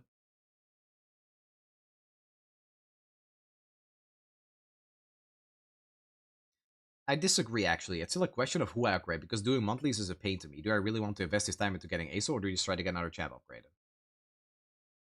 So you're agreeing with me. The way to progress in Path to Champions is upgrading champions. So if you're upgrading champions, it's like, why do you not want the champion you essentially get for free? I'm confused. Aurelion Soul is like you always have him because he's available in the game. Just by playing the game, you get Aurelion Soul. And because of that, you should always aim for getting that. It's just like you get a really powerful champion for free. Why would I rate him? It doesn't matter if Aurelion Soul is more powerful than something like Jinx. Jhin is B tier. Probably I think here. So Jhin is really close to being A tier, but when I played him and I tried to like kind of guess where I wanted to put him for this tier list, was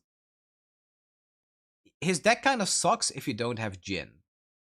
He really, really wants you to play 4 fast or slow spells or skills 4 times, and then for the first time, and then once you do that, you get his his spell. I forgot the name.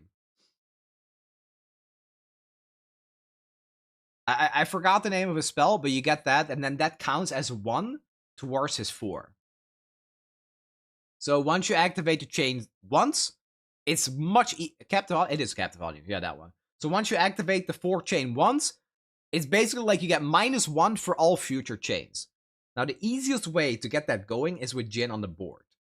If you don't have Jhin on the board, his deck feels really lacking, and he also does not do that much damage. It's like a really gimmicky setup where you like have Challenger on Jhin, and then he deals quadruple damage to stunned units. So you pull something that's stunned with Overwhelm, and you overwhelm the Nexus for like 1,000,000.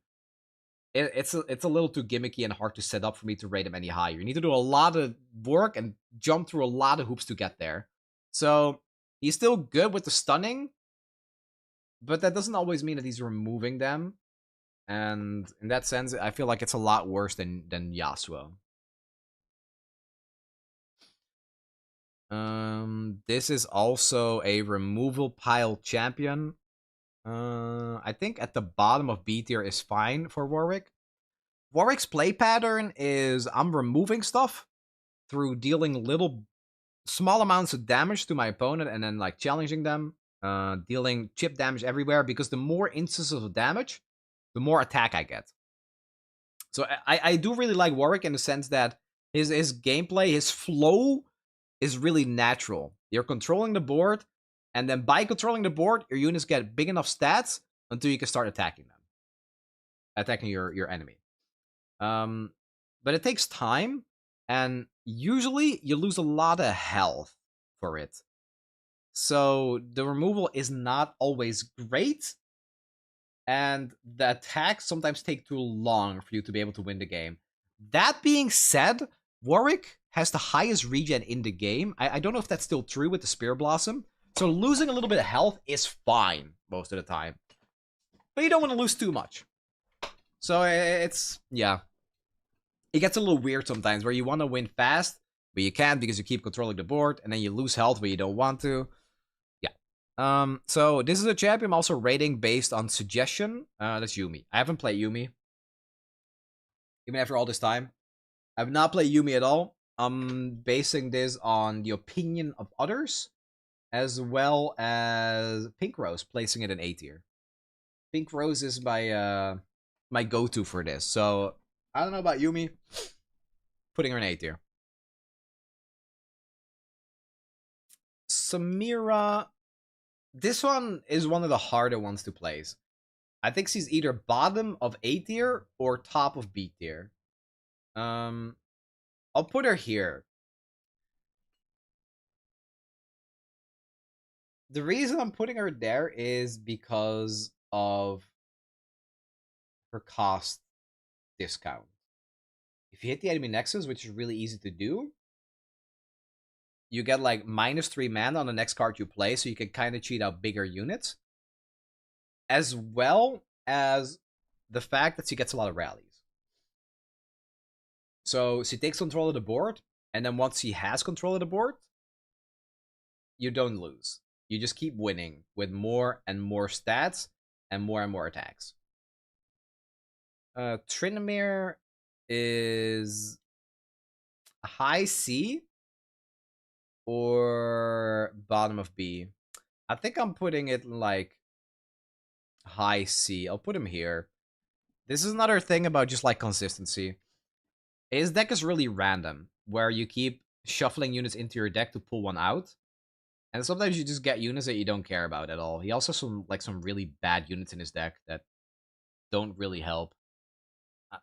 It could also be bottom of B tier to me, but the consistency is a big issue with Tryndamere.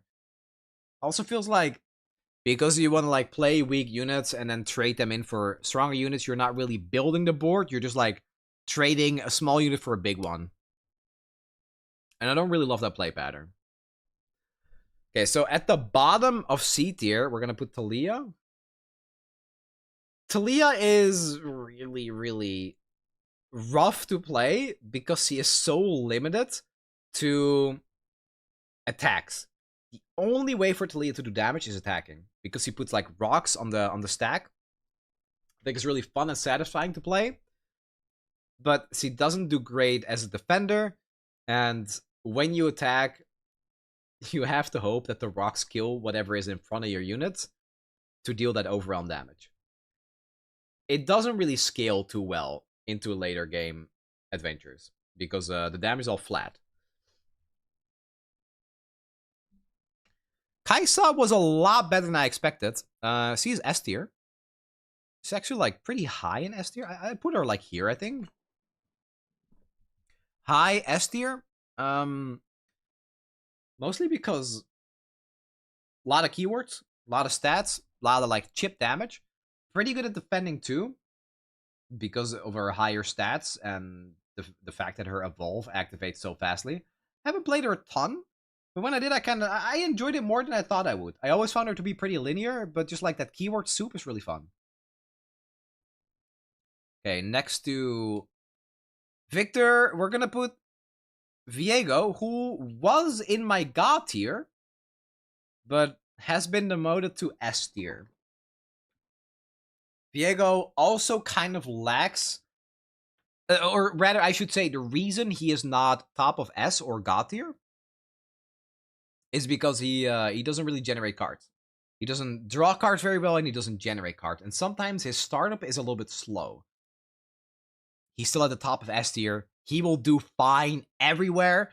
I'm just explaining why I think he's worse than the champions here. That's really all it is. Now, the two that should be no surprise are Vex, who is a control champion, just like Warwick. I think she's slightly better than Warwick, because she also reduces the attack, so she's going to lose less damage. So you just like, instead of dealing damage, she deals damage and, like, well, she gives -1/-1, basically. So similar control champion, but just a little better at staying healthy. Vi is an OTK champion. I'm putting her low A tier because she is really good at OTKing, and even if you don't OTK, you have enough fuel to stay relevant in the game, which is something that Vayne, for example, doesn't have. The only thing about Vi, and this is kind of like important, is you need to draw Vi. If you don't draw Vi, she is not that good. It's entirely carried off of her relic, where she starts a free attack and then just wins.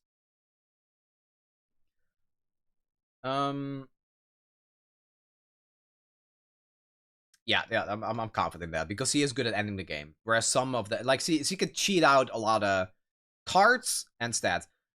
What a lot of people don't see, I'm seeing a lot of WTFs, which is weird to me, because you're not considering the whole package. Vi draws so many cards.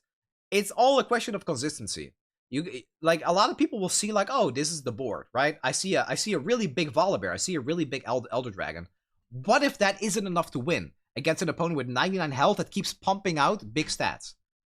Well, these don't draw any cards. These don't generate anything. If their stats aren't bigger than that of the opponent and you can't win, you're out of the game. With Vi, you keep drawing and you keep growing. Everything you see here is very capped in how many stats it gets. There is like a certain limit. Nautilus will very often not go bigger than like a 2020 or 2222 or whatever. Same with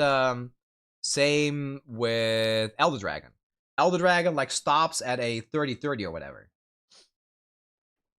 And then you don't go beyond that. But then you look at Victor. Victor goes to a 300-300, and then if you keep pumping that, he goes to a 400-400. It's like a single item on, like he's already good, but then you get a single item like Shadow Totem, and he is unstoppable. So we have 2 champions left, and there's one more in God tier. It should not really come as a surprise that Ahri is the 2nd best champion in the game. Now, my top 3 used to look a lot different. It used to be Swain, Viego, and then X. Now, the reason that Ahri is insane is because she does not care about attack token. You can win on any turn with Ahri. You deal so much damage to the enemy nexus on turn 1, turn 2, turn 3, because you keep recalling your own units, your own Ahri, who keeps doubling her stats because of Redoubled Valor. I think that's her name, where you double her stats. So she goes back to hand, you summon her, you get another Redoubled Valor. She goes to like a 40-40. Most of the time, you're recalling her and an enemy. So you're delaying your opponent as well, on top of her 4-star being a stun. So she's really good at holding the enemy board, and at the same time, she doesn't need to even like get an attack through. You just recall her and keep striking the nexus with that. So you can, where like for Talia, right? You need to attack with Talia. She doesn't get any free attacks. She does not get any chip damage. You need to win on turn 1, 3, or 5 with Talia. With Ahri, it doesn't matter. Like any turn, any moment, whenever you feel like it, any day, anytime. Ahri is there. Ahri does it. Morgana is the last champion. I think Morgana is one of the most boring champions in the game. But she is very similar to Yasuo. She plays almost exactly the same as Yasuo, where you're just stunning, you're generating stuff, you're just locking the enemy down. But the thing about Morgana is that she doesn't really get her stuns until you play her. Because she has the power where you keep getting her champion spell. And you keep stunning, as well as the curses. Yeah, the entire reason that is allowed to be an S tier is lifesteal. It takes a while to win, just like Yasuo. But they're in S for a reason. They're consistent at winning. They're consistent at stalling. Until you can punch an attack through. This is my tier list. I want to clarify once again that everything in A tier or above will clear most adventures regardless of modifier. The God tier will clear any modifier without problem. S tier will clear any modifier except the ones that specifically counter them. These 3 have basically no counter. For example, with Victor is about making one champion, Victor, really, really big. If there is a modifier where, you know, the biggest your biggest units gets stunned or whatever, then yeah, you're screwed. There are just modifiers that screw with those a little bit, but not many. And then in A tier, most of the times, these champions have an equivalent in S tier or God tier that do the same thing but better.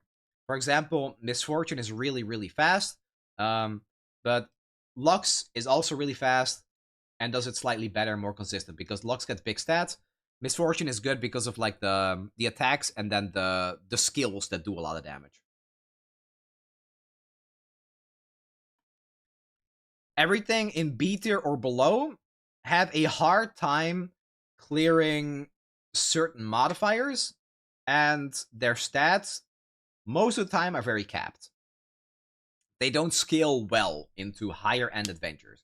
So if you are looking to upgrade your stuff, I would recommend looking at the region that you need or have a Nova Crystal 4, and then picking one from the top tier. If you have a Ionia Crystal, go for Ari. If you have a Runeterra, go for this. Nox is this, right? This is only 6-star. I'm not rating Kayn. I'm not rating Bar because they're 3-star. I'm not rating Spear Blossom because they're separate from this. They are like their own currency. They are premium. So by default, if what the devs have said is true, these should be of higher power level on average, which means that they would be on a tier of their own. So what I'm going to do is at the end of the Spirit Blossom event, I'm going to make another video.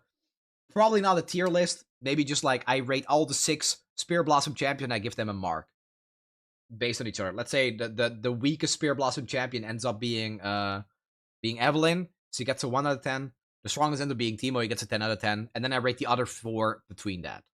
So there will be a separate rating for Spirit Blossom because it would not be fair to make them compete with this. Similarly, Aurelion Sol is not on this list for that same reason. He is a 4-star, and you get his resources through entirely different means. You have to interact with the game in a different way. Aatrox should be higher just on a fun factor alone. Yeah, I can't rate on fun factor because if I was rating on fun factor, it would be like this, right?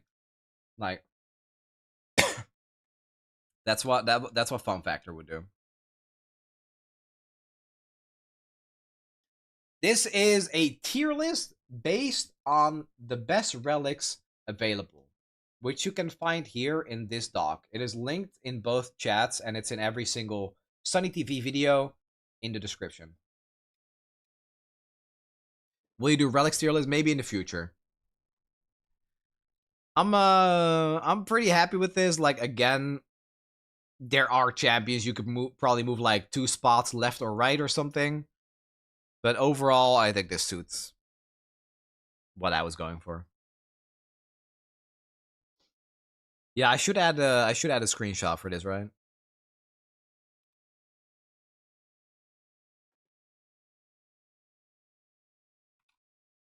Oh, hold on. I need to upload that.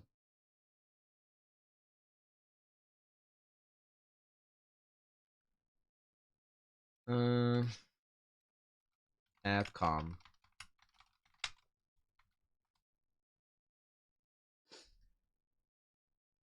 Just show chat my tier list. This is Pink Rose's tier list.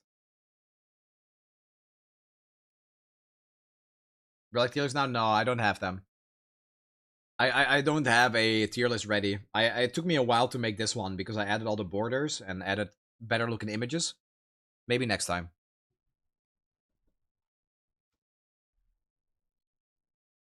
Yeah, if you want, you can link it in the chat, Pink Rose.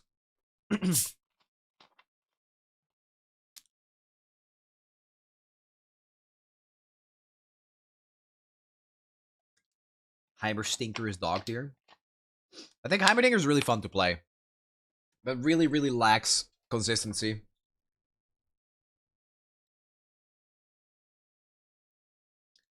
Alright, let's play some Runeterra.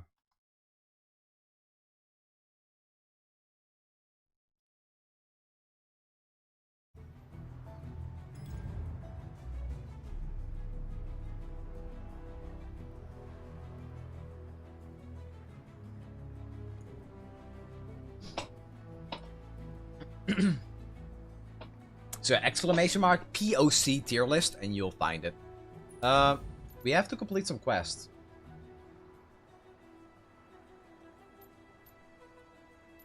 Because the battle pass ends in a few days. Win a 5+ star adventure with Spear Blossom Ari, Spear Blossom Evelyn, or Spear Blossom Teemo. Let's do this. When the foe summons a unit, granted 2/2. I probably need to like upgrade my Ari. Ari seems like she's the strongest one. But I really don't want to use resources when all the other stuff is coming out.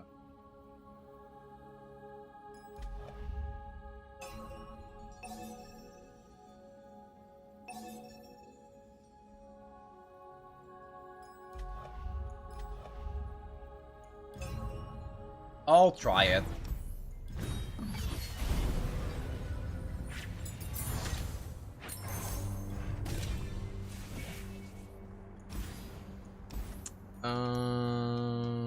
Game start, refill your spell mana.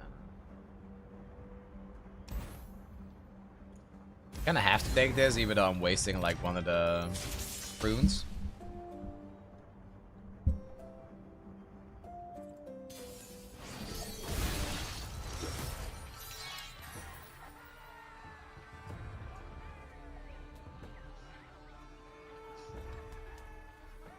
Did Riot update the dev account to make the SB chat? Yeah, they did. They did. I'm gonna be playing on it soon. I'll probably play on it a bunch next patch. What rune are you using? Game start, refill spell mana.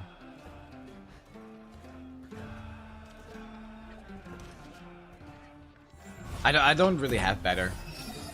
I didn't get any of the legendary ones.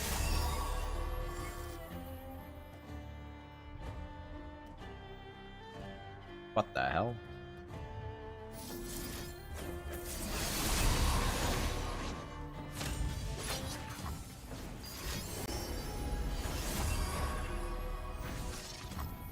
I fully upgraded Teemo and got the legendary elusive rune. It's disgusting. It's an E-win. T2 against any difficult modifier. What I'm gonna do is next patch, I'll probably just do a stream and try out all of them. Never met anyone like you. Just legit like try every single 3-star, 7-star.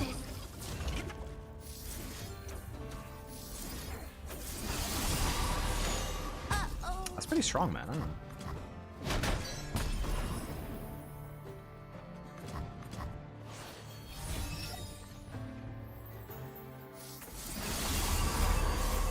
Elusive? Yeah, I mean, this is just insane. Like, he's got blockers out your ass, bro. I give voice to the ocean's song. Yeah, they said they were gonna modify the Ari Follow my thing. song to safer harbor.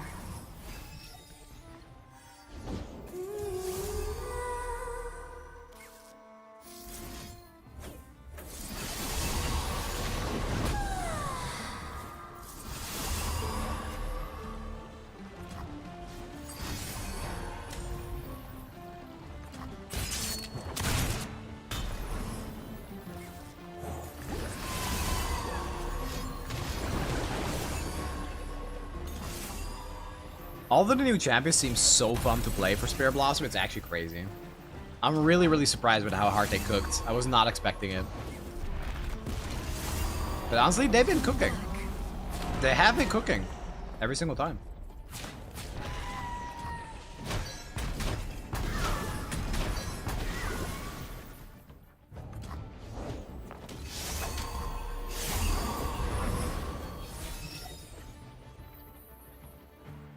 Wild hearts should run free.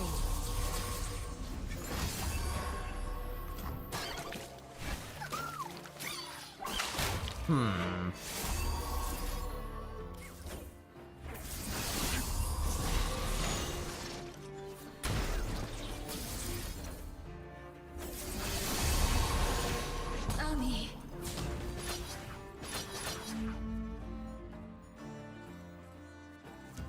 Two steps into moonlight.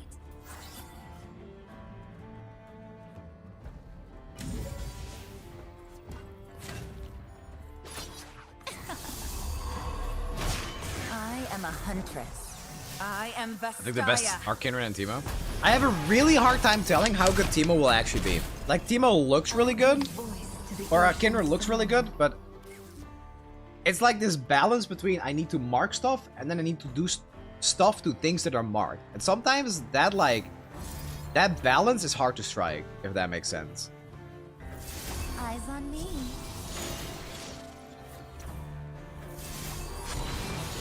It's kind of OP that this got the relic power, so I can just keep cycling. Yeah, because it's all Ari.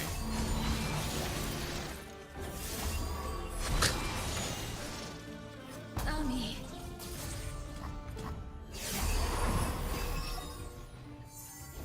Can't wait to throw all the Spirit Blossoms you have with the new Yasuo relic. like playing the game on hard mode.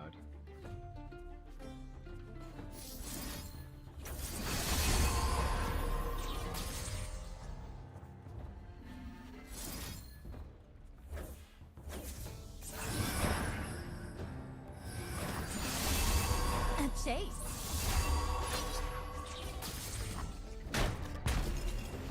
Experience grants wisdom and strength.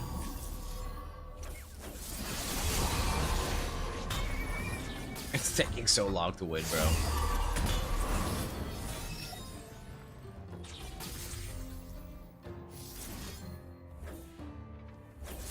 Eyes on me. Why me?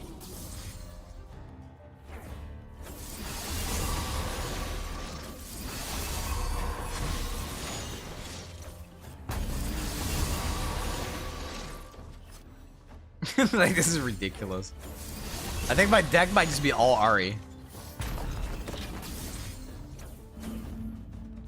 Mystic Tra- Huh? Oh, it's too much mana.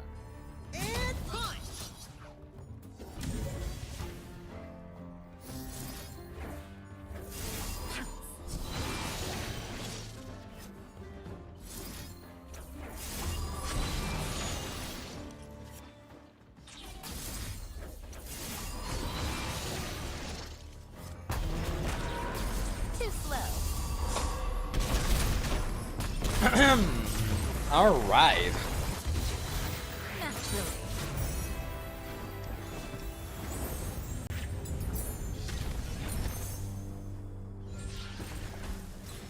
Kill an ally to charm an enemy follower. Trash.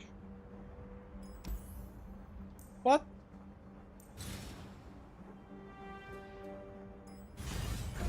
Got the same one twice.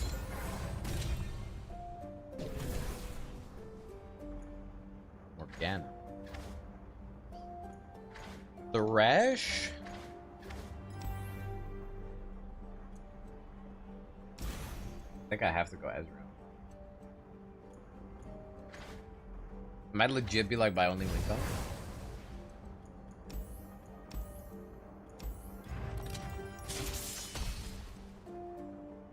I'm hearing an echo. You might be on YouTube as well then. Log.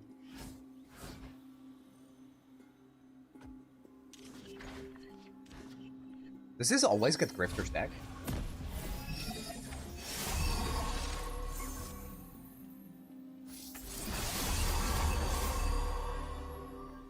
What the hell? What the hell? Yo.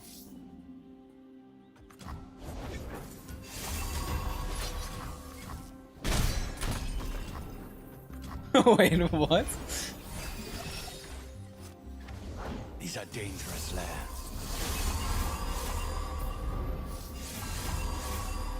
Nah, but that's crazy.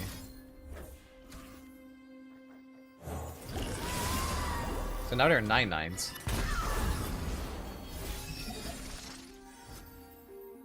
Round and round we go.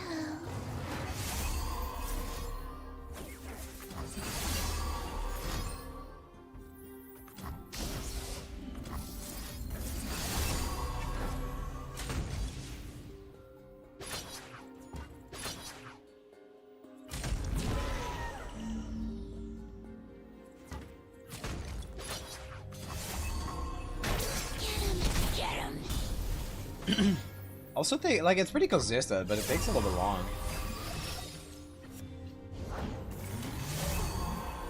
Oh, the the corrupted star relic. Yeah, that's good.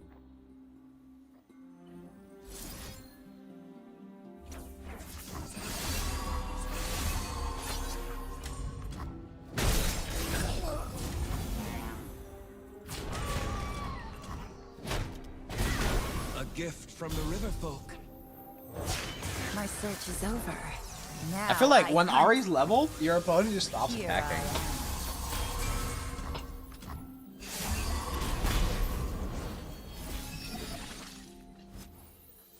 am. Ready, willing, and learn.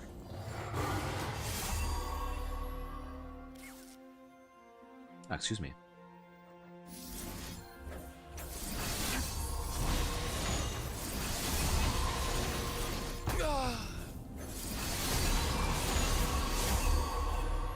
Like, this is just insane.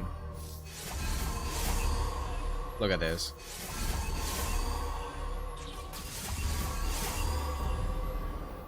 What? What? I see you.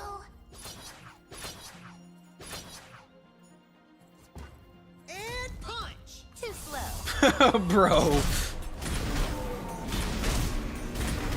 Plus 13 from that.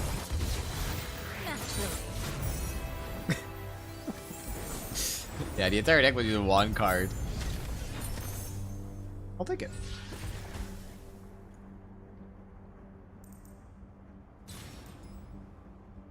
Maybe this is better.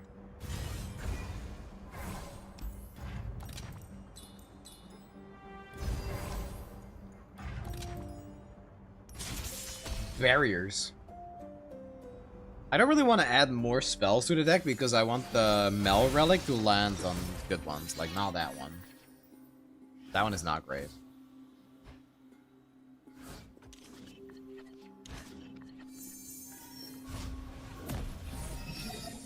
Nature blesses her followers.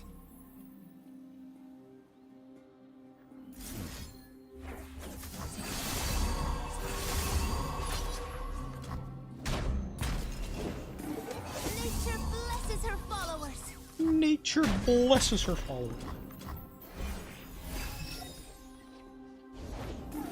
Nature blesses her. Time for a true display of skill. Nature blesses her followers. Oh crap. May have done that wrong. Intruders. Obstacle? Meet gauntlet. No sweat. All new champ design are nice, but I know for the relics.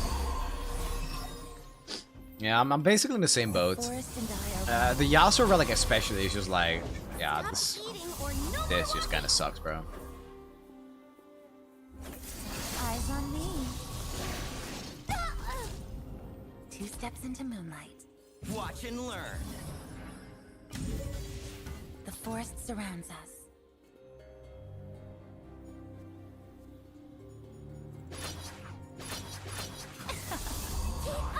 Yeah, he bites. Ooh, that's gotta hurt. Nature blesses her followers. I don't like in general that this is the way they're designing relics, but I feel like it's been going on for a while actually. Like this is how they have been designing those relics for I want to say years at this point.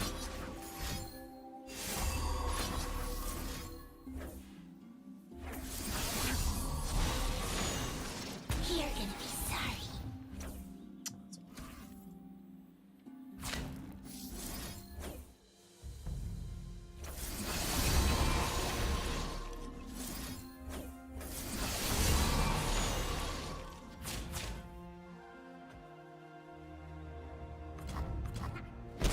Oh, that's Should have maybe just killed this with Overwhelm.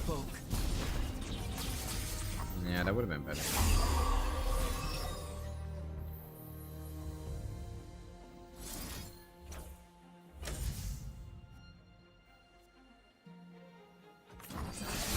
They don't know what they're up against. Yeah, this is Spirit Blossom Ari. Nature blesses her followers. I'll see all this world has to offer. Nature blesses her followers. Sounds dangerous. I'm in.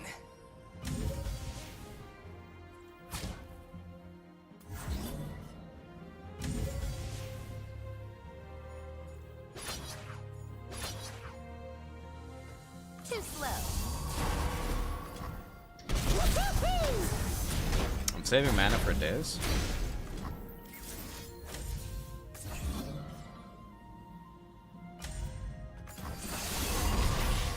Firing. What the hell just Some lore content. Today is a good day. happened? Wait, well, I Oh my god, 2 years, let's go. 1,000 bits! Platinum Gringo, dude, thank you. Been a while, man. How are you? And Dodd, dude, think about it, 2 years. Thank you, guys. Too kind, man, as always.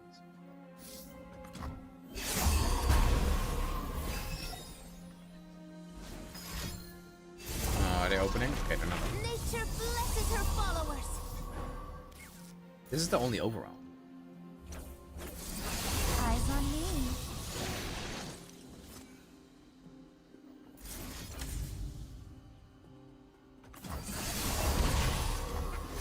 Are we excited for new Spirit? Dude, they look awesome.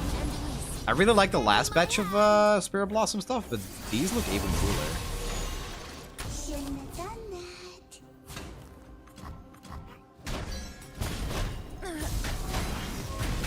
No way. They're away from me too. It's a cool looking bazaar board. That's what I was thinking. The forest and I are one.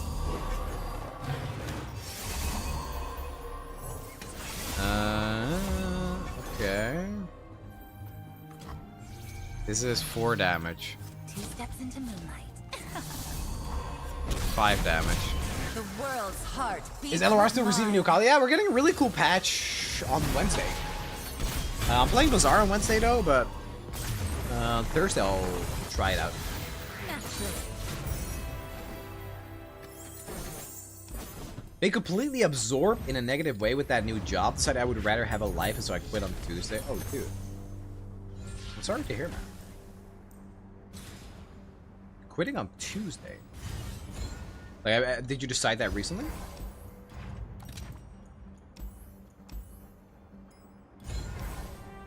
I'll take that. I might need to heal, bro. I actually think Trundle I'm really gonna struggle against. Screw it, I'll use a revive here. I'm the troll.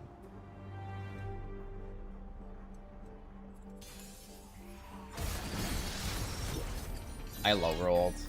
That's like the one spell I don't want to have it hit.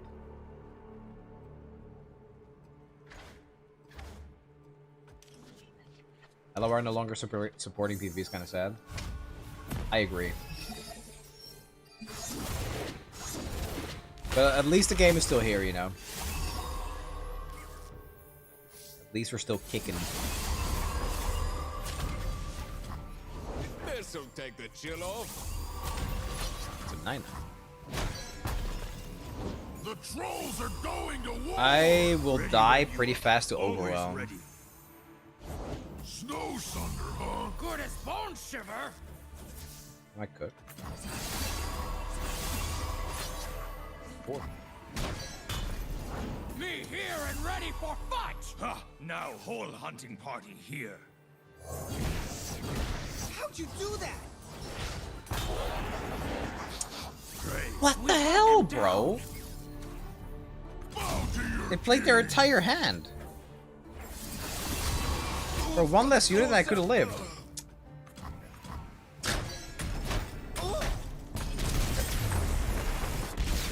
I needed them to have one less unit and I could have just blocked. Oh, hold on. There's a trailer for the new event. Okay, let's see. Oh. Is that new? Hold on. Will you play a cost-reduced unit granted +3/+3?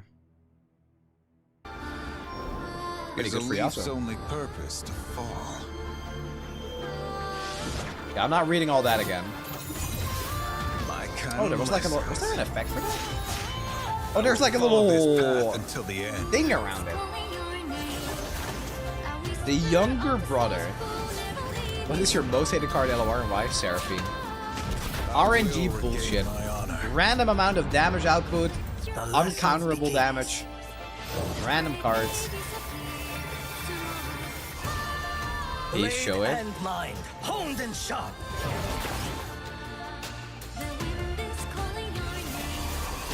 A quiet spirit. Form before strength.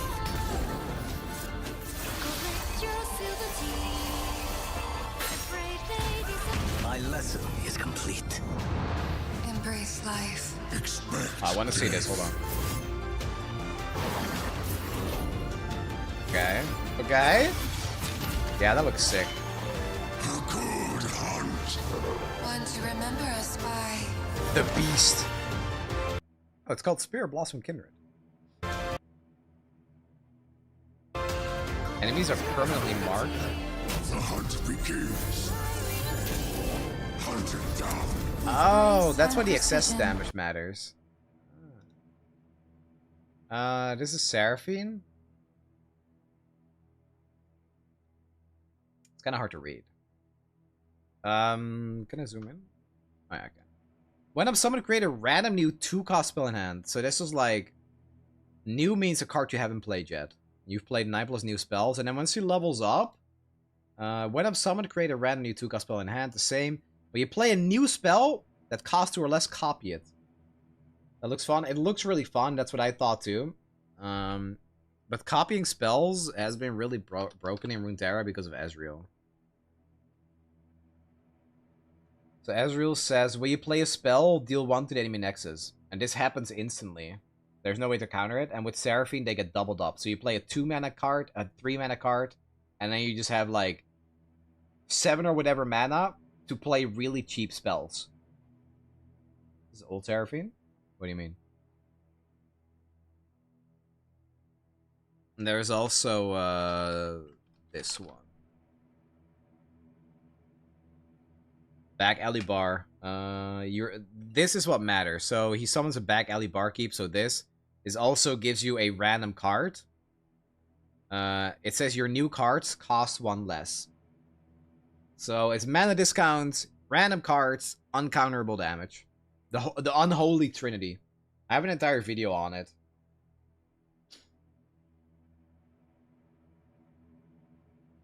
This was one of my first video essays. Let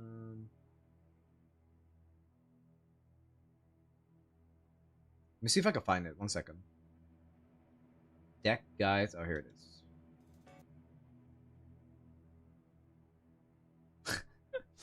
Okay, hold on. Bro, I uploaded this 2 years ago. Okay, this intro is still here with me. Hold on. For the people that haven't seen it.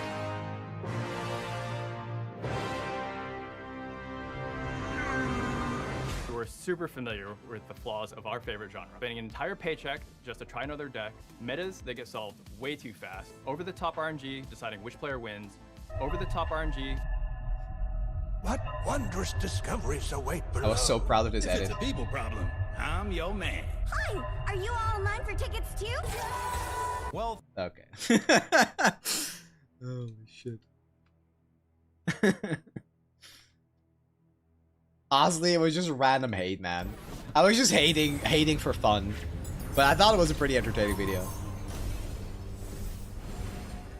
time to troll. I have to watch that. Yeah, a lot of effort went into that, actually. Like, that took me ages to make.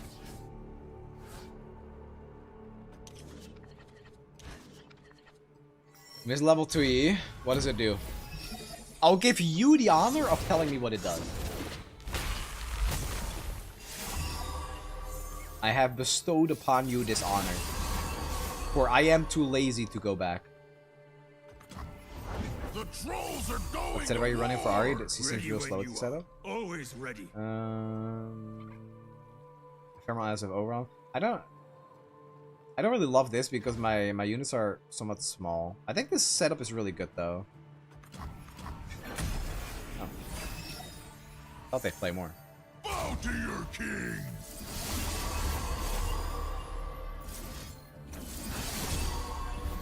Oh, that's a high roll. My block was bad, by the way. I had to switch these around. What's today's lesson? You're not a fan of this relic? The Attendant Spirits? It's good if you have her powered up. I don't think it's good if you have her below like 7 stars. Round and round we go. You're gonna be sorry.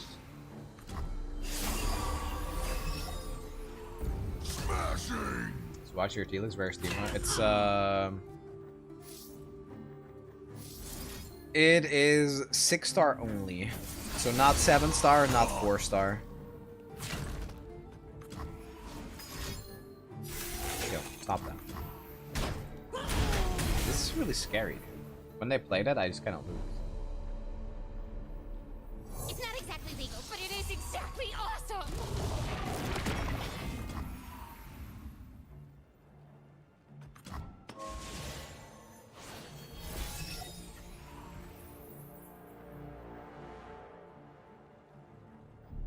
I'm gonna have to play Ari. I go where the winds blow. For now. Is everyone okay? Oh. Okay, good to know you have that.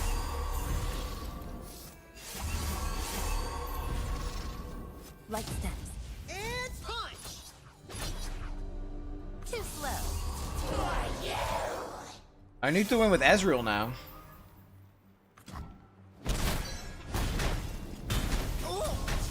I am a huntress. I am Level 2E, if there are Bastaya. enemies, strike and recall them. Whoa. Pretty good. Ready, willing, and learn.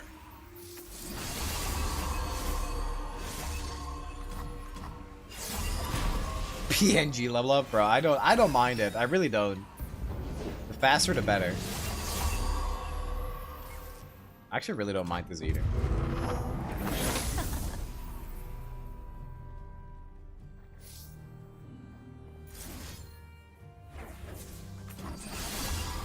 They destroyed their own pillar. I'll knock 'em. Too slow. Yeah, corrupted star gem. I think it might actually be premium on there. I should try that.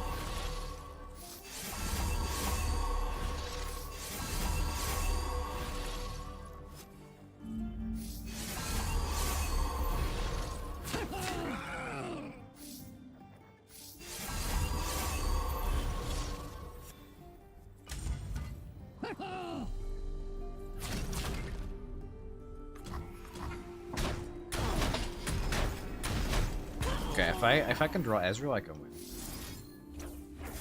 Eyes on me.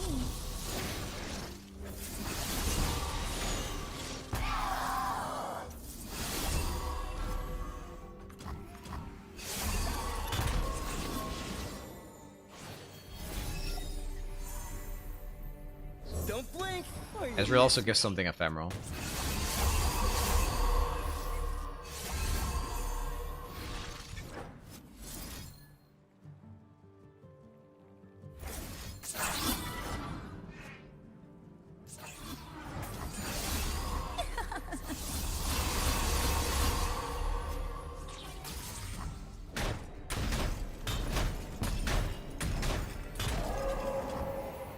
It's not bragging if you could back it up.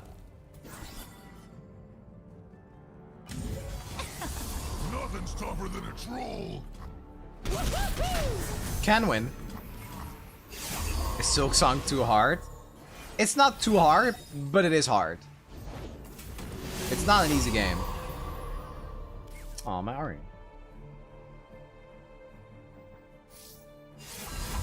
Oh, dude dies now.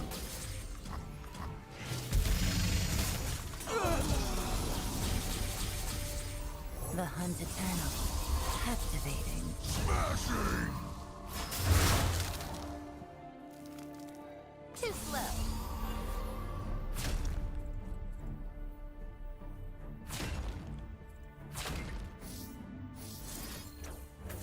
Eyes on me.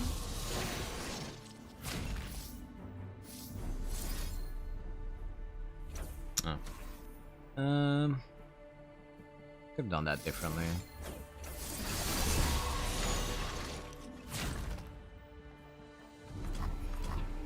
Is it a hard game or just to watch her play too much with R? Maybe that's it. Maybe that's just it. No, I mean I'm struggling, but I'm not struggling like to a degree where I can't progress the game.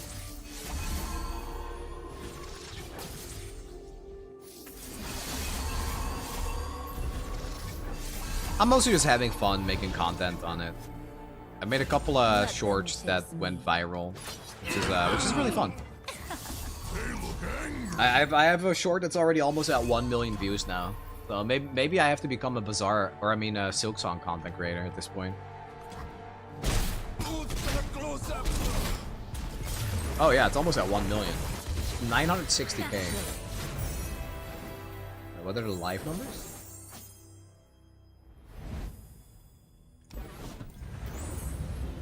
Live numbers are 975k. You link it? I mean, it's just on my Cosmic Lore channel.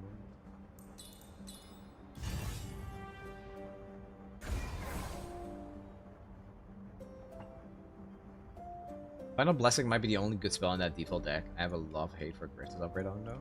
Actually, I thought that was really good. That's also another reason why I kind of like the Relic. The Mel Relic. Because if it lands there, you just win. You just gotta avoid, like, adding bad spells to your deck and cut them when you can. That's like why I've been winning. Endless Well. I'll take Unyielding Determination, so I can finally win.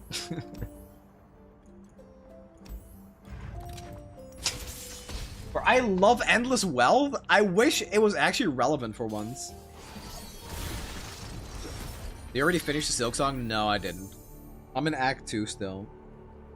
I think somewhere in the midpoint of Act 2. I'm mostly just like roaming around in Act 1 and making content on it. Making some shorts and working on a bigger video.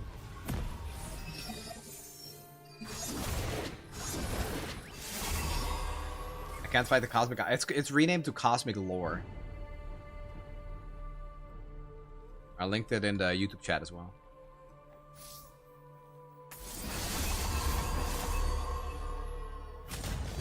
This one has Elusive.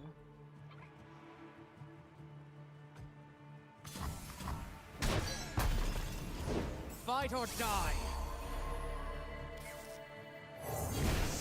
Nice order, Lou. This land is ours. Oh, this is regen crap.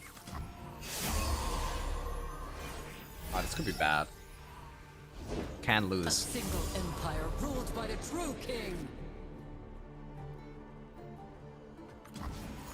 No.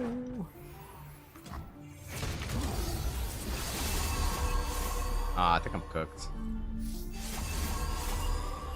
Unless I high roll. Oh, you're in for it.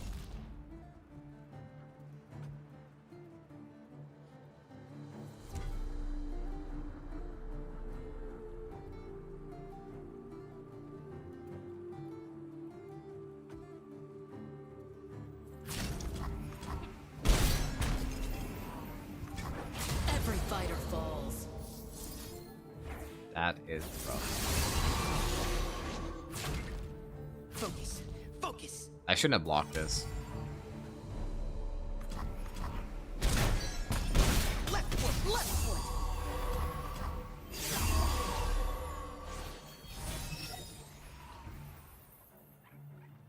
Wild hearts should run free.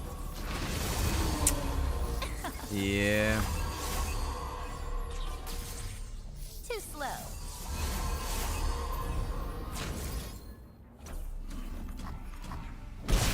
The world's heart That's, beats with mine. It's a good upgrade. Eyes on me.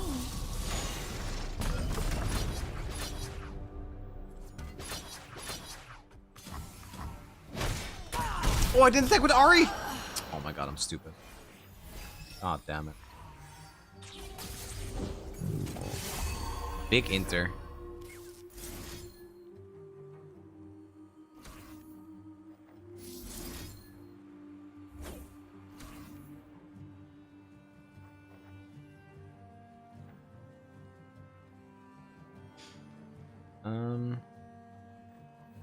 Ready, willing, and learning.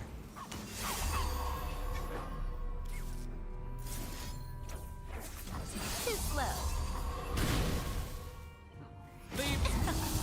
Too slow.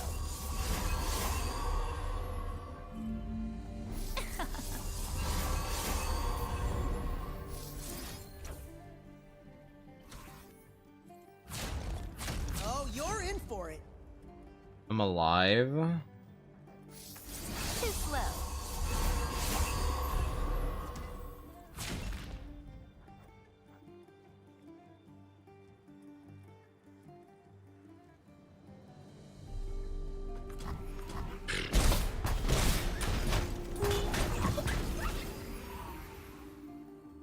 It may be cooked still.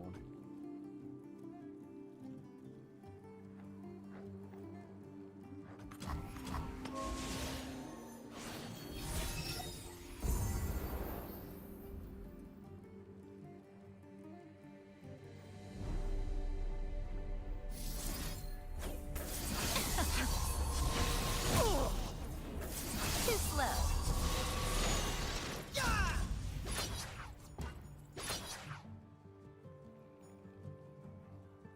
Yeah, I gotta just send it. I serve a nobler cause. Dead to that. Wow. Too slow. That to not be that card, but I can't win now, right? Will no one listen? They didn't use it? Pillage and burn.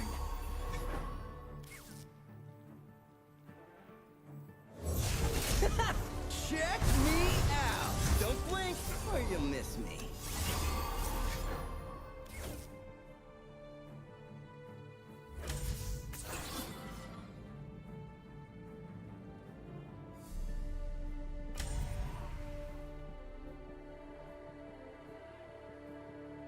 I'm still dead though, right?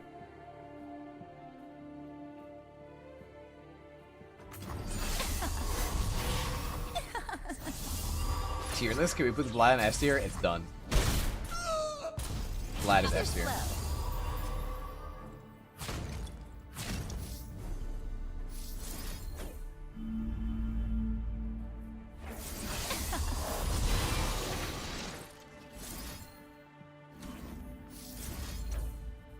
Too slow. Man, I'm one spell off. Rip. Oh my god, bro. Back to the forest.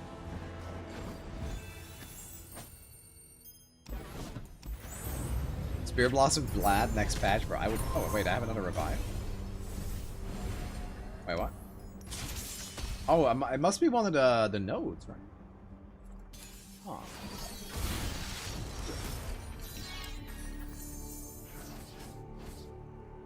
As if they'd give him a good skin in any league game. Oh, Bloodlord Vladimir is pretty good. Wait, that's his name, right? I love that skin. Vlad was like one of my only champions when I played competitively. I played Rumble, Zac, and Vladimir when I was in a pro team. It was not great. They just banned out any like AP top strategy and we were cooked.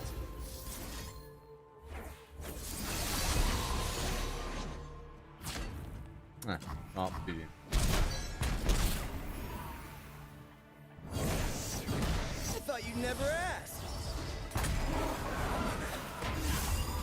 I mean, we kind of high rolled because the Ari spell got the spell, so it's possible.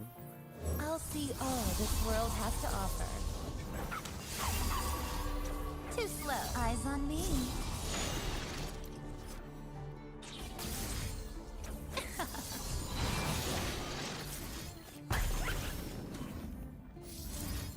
Too slow.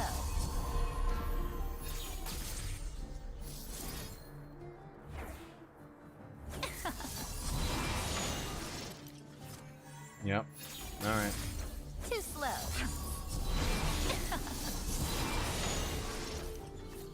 Too slow. Too slow. Don't know what they're up against.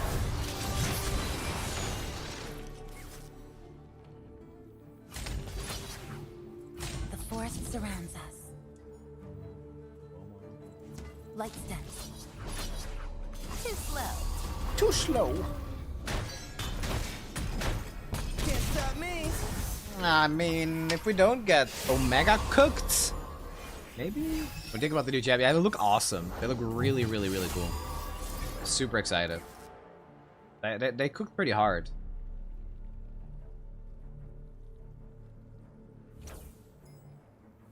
It's gonna cycle, I guess, right? Too slow.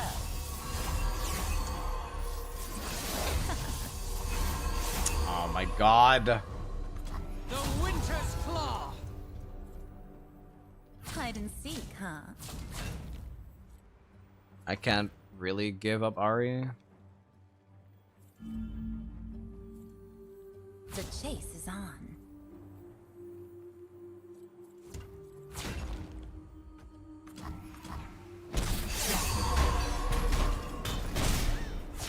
I am a huntress.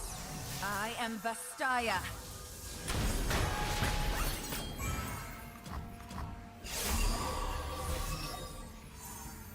What a low roll again. Too slow. The hell is this? I'm getting garbage. Alright, I have to go for the burn now.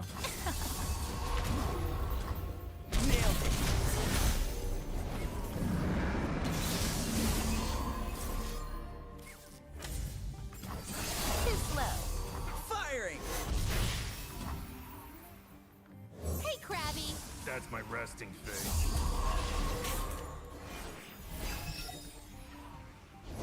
How am I not finding it?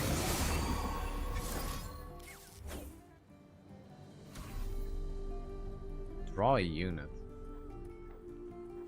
Bro, like a million Aries in my deck and a million of her spell, and I'm just not getting a single one. So rough.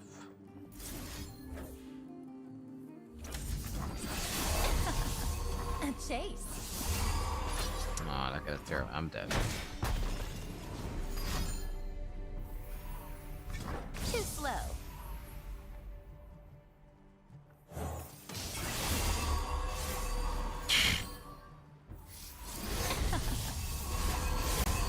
What is this, bro? What? I need to get like a huge chain of Ari spells now. Draw a unit. I guess that can be an Ari. I have to do this then. Too slow.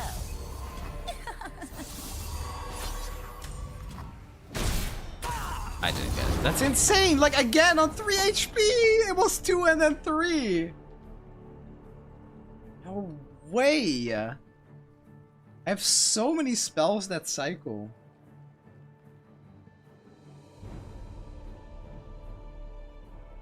Yeah, I don't know who shuffled my deck, but they're not very good at it.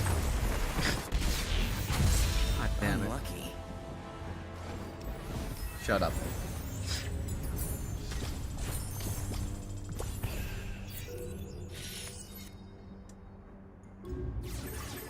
Dang it.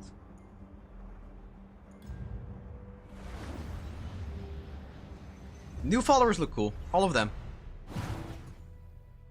I'm happy in general that they're like they're adding actual new spells and followers. It's so important to me. For the health of the game and the future of the game, I think it's also important. Like, not only is it more exciting to see more new stuff, I just think as older players, not as older players, I think as older cards that are in the game, you simply cannot keep making cohesive Path to Champion decks if the only thing you have to work with is the current pool of PvP cards. Like, these Spear Blossom units all have unique followers and spell, whereas somebody like Morgana only has cards that were already in the game. But, like, there is some synergy to some degree, but at the end of the day, they could have easily designed new cards that synergize way better with her playstyle. Maybe her power would have looked slightly different with that as well. I love Warwick's follower. Yeah, they're sick, man. I love the little canisters, especially when they get like 20 attack. Really unique and nice. You calling me old? No, you're young. You're in the prime of your youth, dot dude. Don't worry about it. Okay, let's start Teemo then.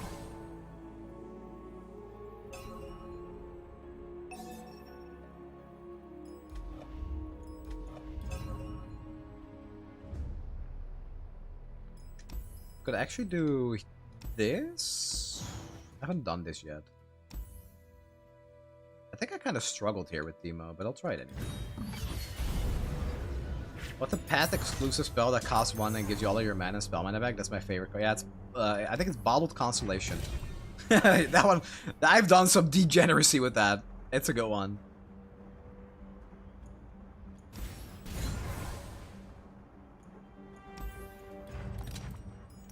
I crashed my game with Teemo because the enemy wouldn't stop drawing shrooms.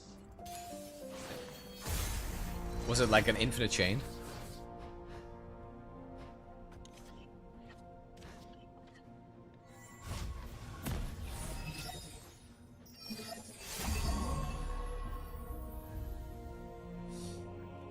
Oh.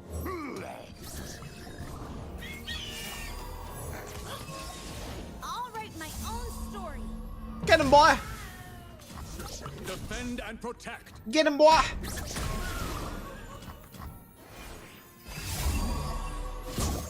Yeah.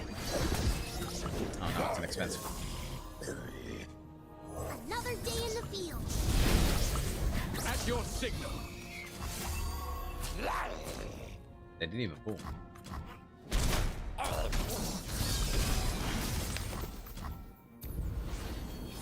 First time I'm seeing the Teemo deck being piloted, don't break my heart. I got you, bro. Don't worry, don't worry. Prepared for anything. My shield is yours. Another single combat. They play all of those.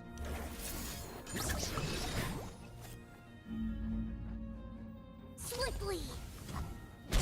Size doesn't mean everything. 41. Goodbye, Poro. Playing those because it's 6 shrooms.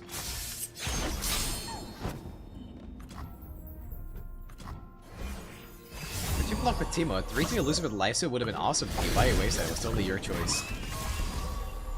The voices.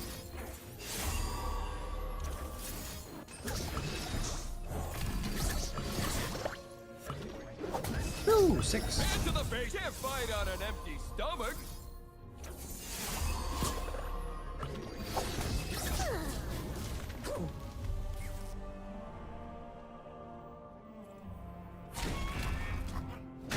I did my best. My duty's done. I've got your back.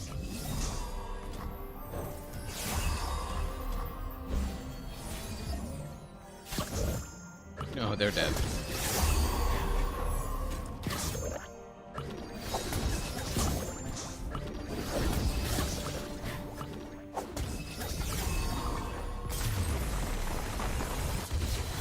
Yeah, what Power Kirby said. That's my relic setup.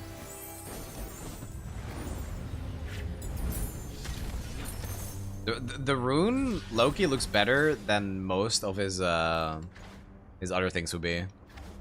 That's pretty good. Can I ever play that though? Oh, what?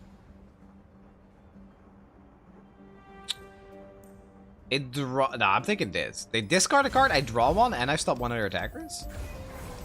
By Fiddle Relic. When I play a 3 cost card or higher, they Terrify. And if I Terrify, they draw shrooms. It's actually pretty goated. Would you oil up on stream? For 500 bucks, bro? Shit, probably. God damn. Oil up how, though? Yo, what's up, Muhammad? Nice sub badge. No, I mean, Terrify doesn't count as draw, but it mills one of their cards, and traps that are on that card get activated. Yeah.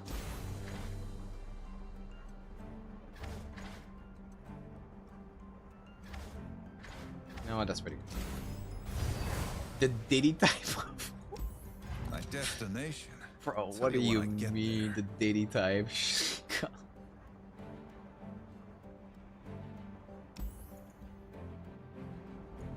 Person shackles. Oh, that's Grandma.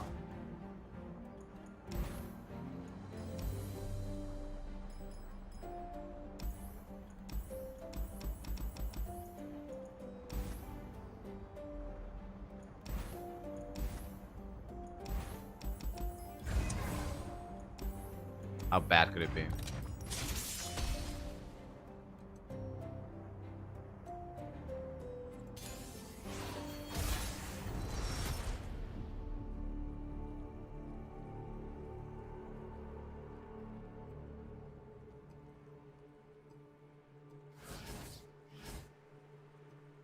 They draw 1. I actually really like this card. I just skip those powers.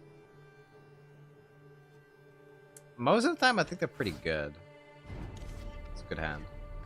Now we just draw Tito.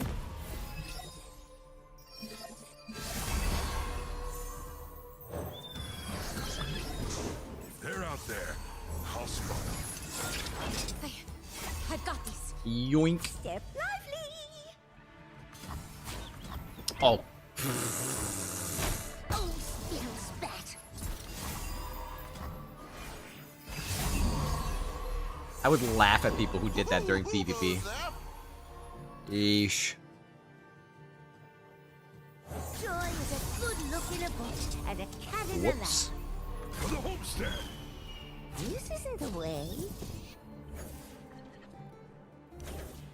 200. Okay, man, it's an easy one to forget about. Okay. Light the signal fires. We're gonna win anyway. It's all good.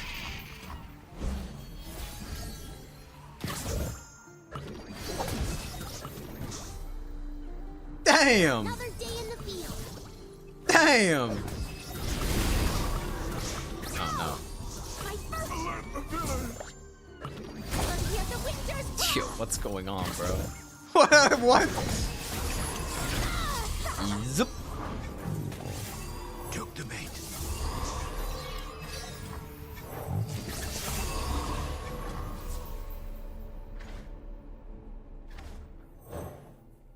Fresh tracks. I think What's I'm even quite happening? ready for a new adventure. When they draw shrooms, Timo deals 1 to everything. There's a scent in the air. Okay, this time I can attack. This might be good too.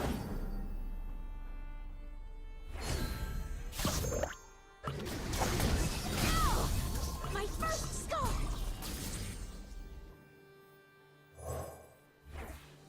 Come on in. Cost 3, right? No, it doesn't. On we go. Portals everywhere. And pretty solid, actually. Never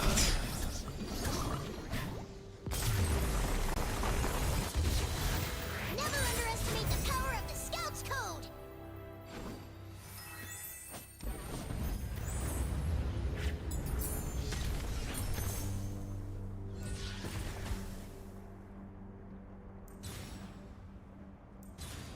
Manifest a Titanic unit and summon 2 sigils.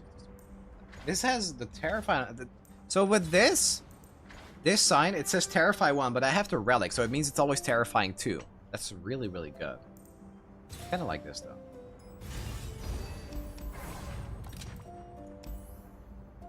Okay, well, we win. GG. Sharing is caring in line. We have welcome gifts. Sharing is caring. A classic combo.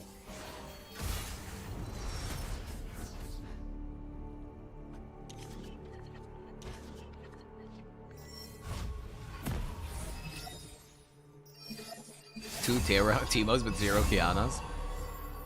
No. No thighs in my Runeterra.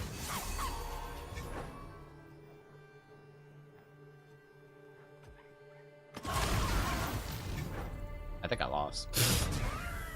Real.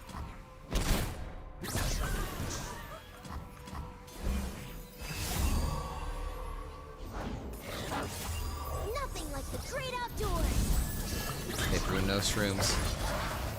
It's cooked. Push on without me. I just have to spam Timo now, I pray. Okay. 2, 3, 4.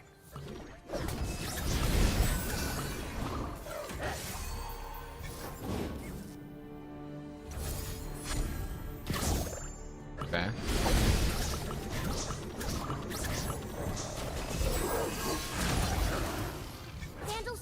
Never afraid. Damn, bro, there are one.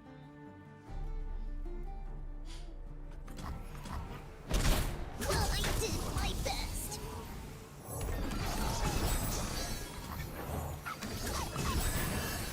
Oh.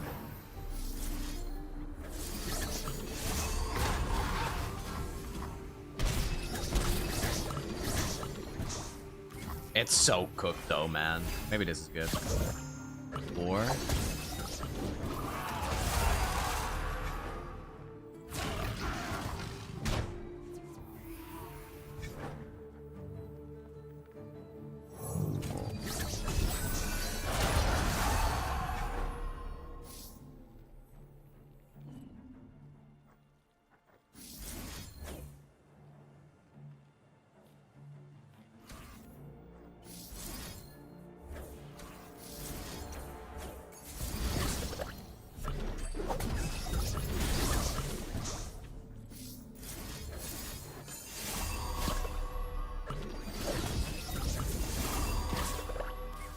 Oh, could you just did.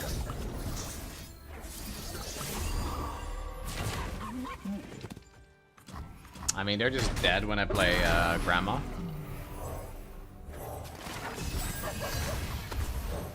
A true Fragorian will.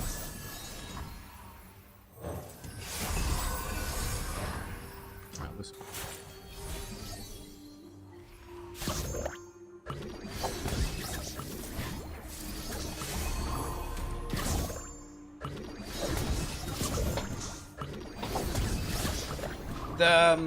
The thing about decks like this is that defending gets pretty tough, so when the opponent rallies, it's hard to defend myself.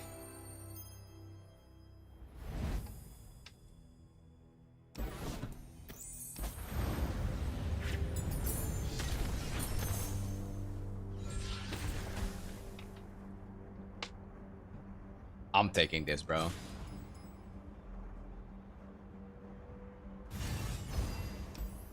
That's gotta be good.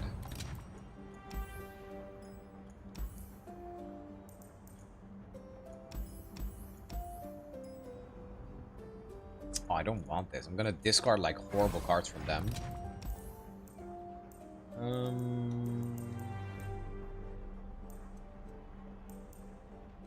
My deck is pretty good, man. I don't like this then. Today will be exciting day.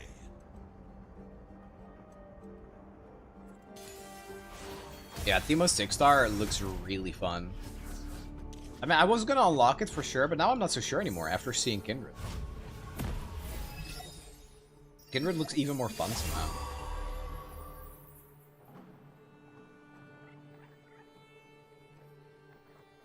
Home is just around the portal. Pledge to Sejuani's service. The Elk of Bones summons me. Step lively. Final heal if you're not cutting? I did cut. I cut the one card, the 1 mana card. Portals, portals everywhere.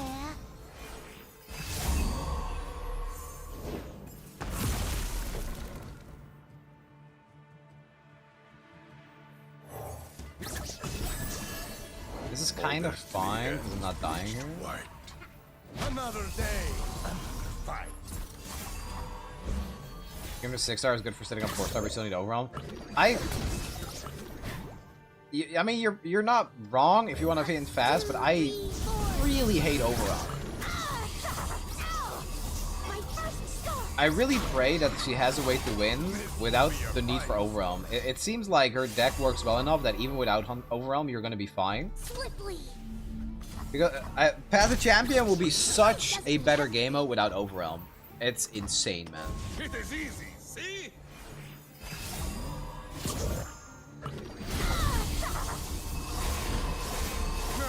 My grab keyword is Impact. I don't love Impact either, but Impact feels a lot more limited in what it does compared to Overwhelm. Overwhelm is like, oh, I have really big stats. No matter what I do, you're going to lose. Impact's like, yeah, you're taking 1. I think gameplay-wise, it's just it doesn't do that much.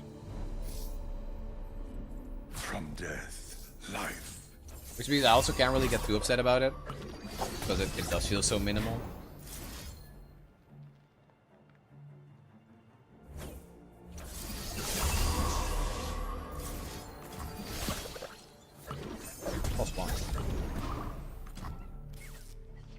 does my Timo live? My first star. Oh, I killed him. Wait, did I kill myself? Just another winter. Another day.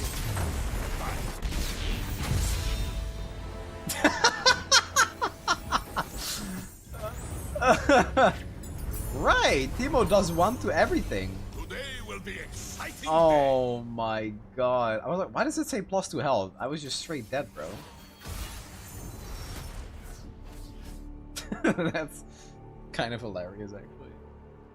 This hard counter to Timo, yeah, it's... I'm noticing it's not great. It's best to not play him. There's no way I'm not playing Timo, man. Look at him. It's too cute. It can't kill me if I just kill myself. Yeah, you get it.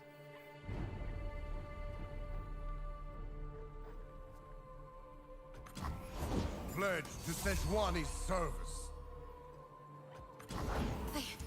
I've got this.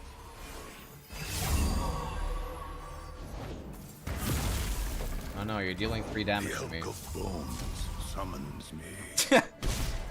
Oh no.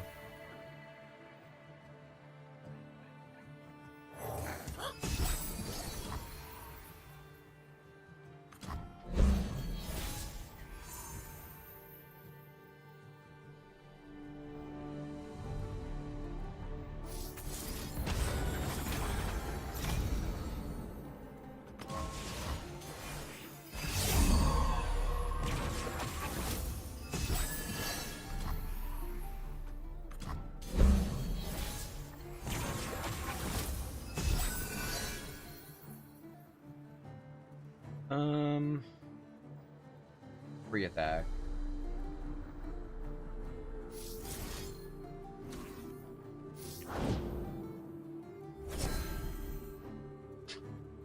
Pretty good trade.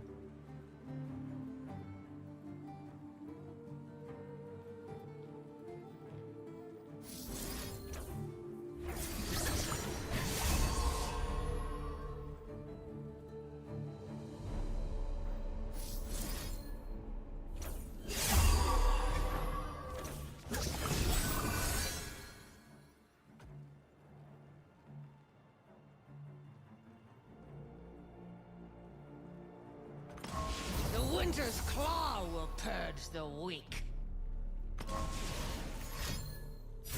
The white elk's bones speak. If I live one more attack, I can just go all in, I think.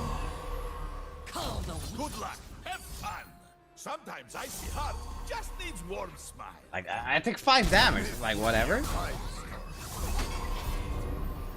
That's gonna stress over 5 damage. Go on, gift me a scar. Another fine scar!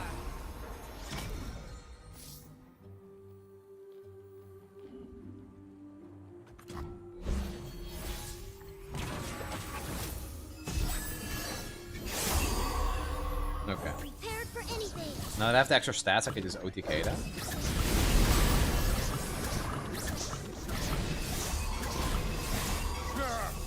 Just another winter.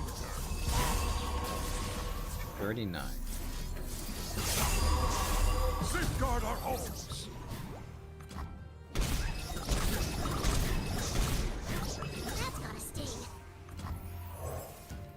Okay.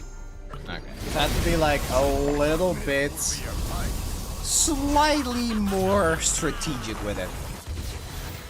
Get it together. Just had to do a little bit of setup. That's fine. I don't mind taking 5 damage a couple of times, so I can do that.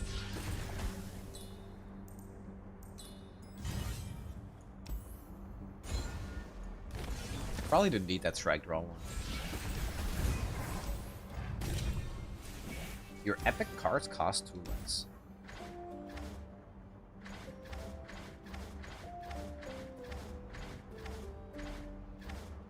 I don't know what these are. Like, for all I know, those are epic, but I can't see their gem. Ally buffs except barrier.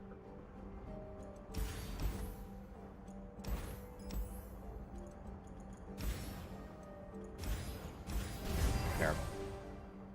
They have rarities, but they're hidden.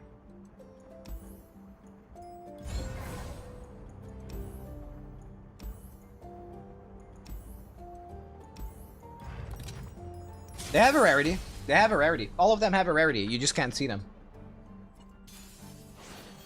They're programmed to have a rarity, and some of them are epic. You just can't see it on the card. Yeah. Yep. Facts. I'm not making that up.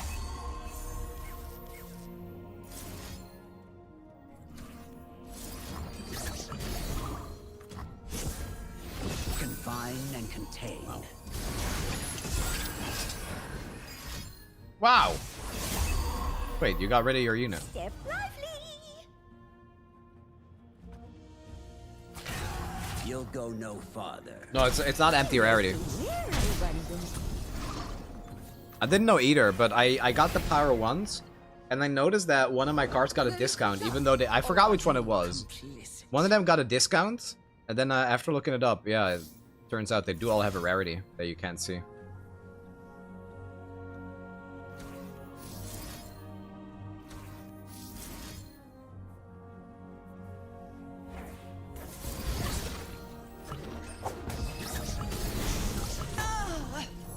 It's like, sometimes it's a really, really good card to have, but most of the time, it's just not impactful enough.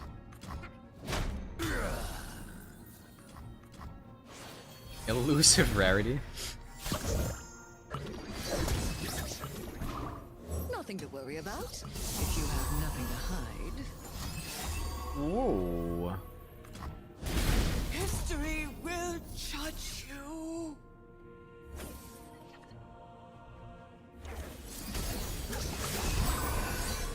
Prepared for anything. Goodbye, Poro. Off we go. I mean, this should be a freebie. Portals everywhere. Play Grandma Anoki with GG. I think I'm quite ready for a new adventure.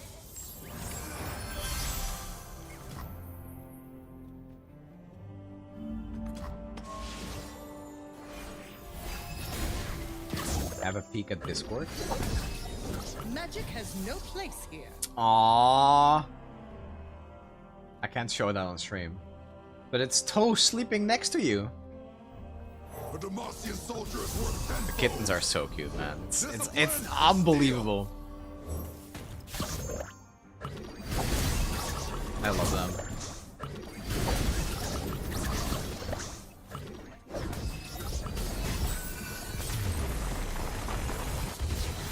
Never underestimate the power of the Scouts Code. Sometimes they roam upstairs. When they do, I'll grab them and put them in front of the camera. But most of the time, they're just downstairs chilling.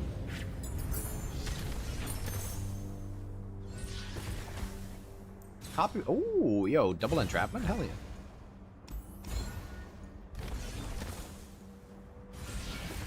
And we get a free duplicate. Alright, it might actually be a win.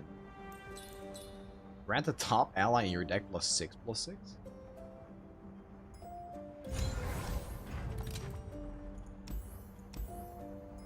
Okay. Nah, it's gotta be done, man. Get her in here. Mr. Thrift as well? Yo, I'm going all out, boys. Spend all that money. I can crop myself out, so yeah, okay, let's do that. If you can crop yourself out, I'll show it on stream.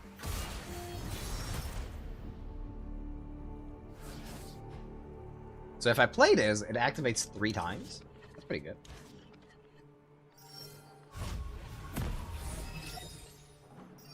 Yeah, let's do it. I'm down. Let's do it. Do a unit? Do this.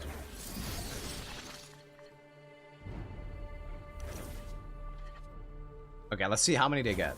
+9? +9? +6. Ah, we pricked pretty well, I would say. What will you have? Not a bad choice. It would have been better to just pick the same one every time, though, actually. Oh, I did it again. So if I play this, the top unit of my deck gets plus 12, plus 12?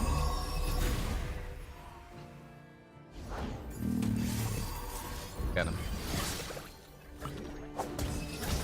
It also terrifies 4 in total. Heck of a catch, yeah?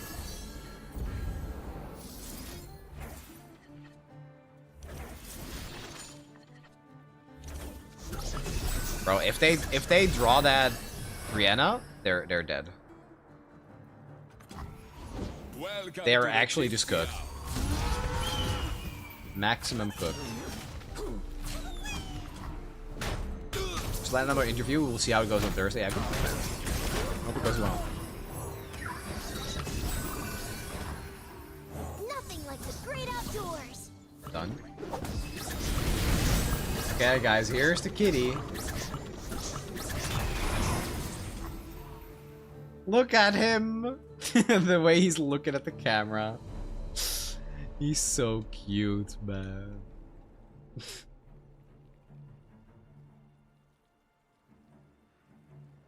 They're just sleeping up top of you every time.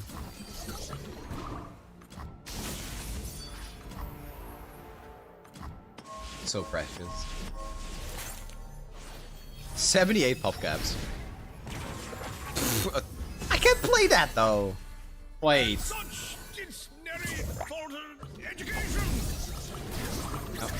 All right, they drew. They drew Vienna. Or burn. Just another winter.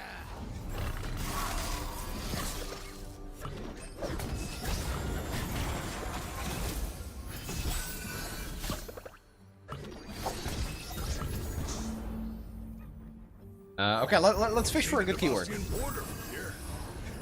Well, that's a pretty good one. That might just be exactly what we needed, as a matter of fact. I skipped my class on uni, so see you live? Bro, hold on. Don't do that. Go to class. Education is important, or you're gonna end up being a streamer like me, with like negative brain cells. If you really try, you can play oversized Tito. I kind of wanted to, but I won anyway. School of LOR is now in session. Don't make me responsible. Listen, I didn't become a content creator until I finished school. After school, I decided now's the time. Now I can become content. Now I will be content.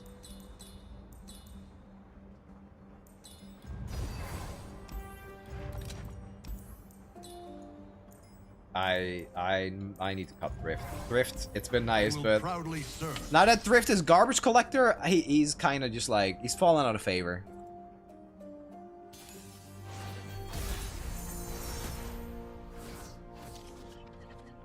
Jarbin.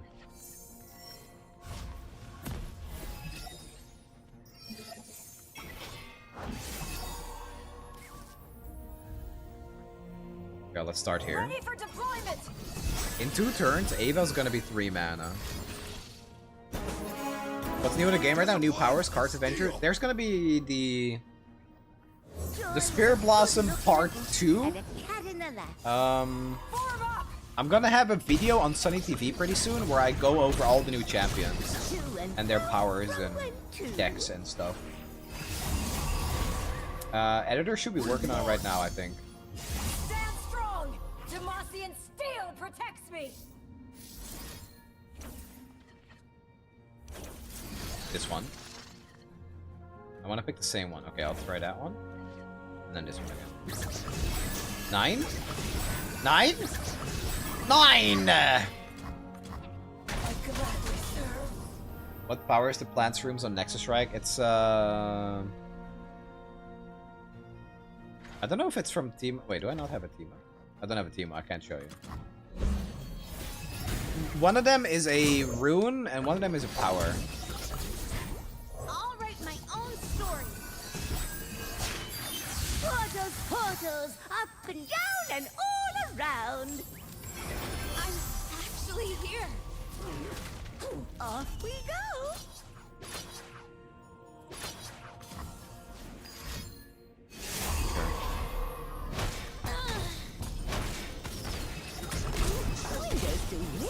I really just want to survive the next turn. Oh crap. Take your place. We've much to do. Soars to adventure.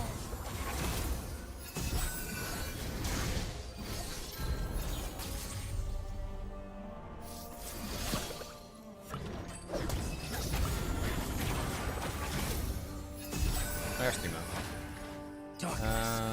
Plant 3 poison puff caps in the top 5 cards of the enemy deck. When I deal damage, plant that many poison puff caps in the enemy deck. That's why I have this, to deal 3 damage to everything, because that counts. Discipline or death. No. No.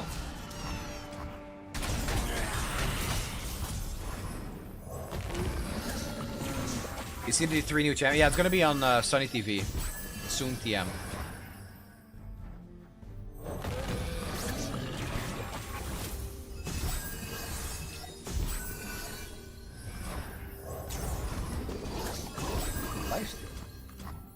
They have 61 puff caps, so I could just send it and then play Ava, and then they die.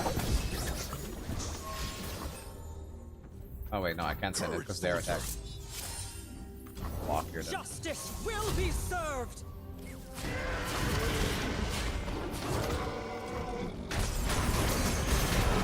Fight on! For Demacia!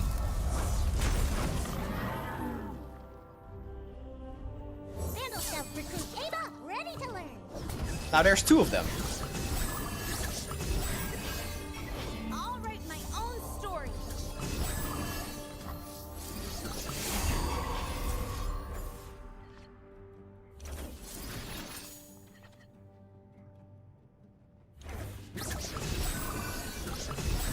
Ah, that's pretty good. All right, well they're super dead. Here we go. It's times 4. With me! Yeah. A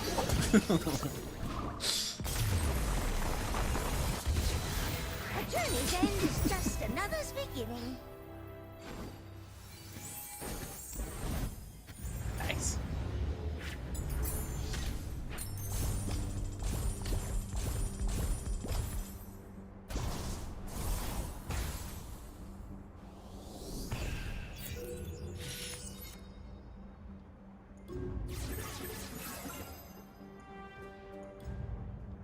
Didn't realize creating a copy counts as stealing. I think it says that in the description for stolen. It's like when you charm, like when you take a the unit directly, or when you create a copy from their deck or hand or something. Yeah, he's really good. He's also really fun to play.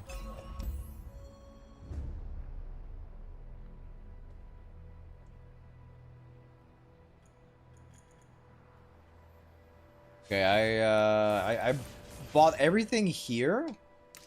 Oh. 10 Spirit Blossom Nova shards for 1k. What a steal.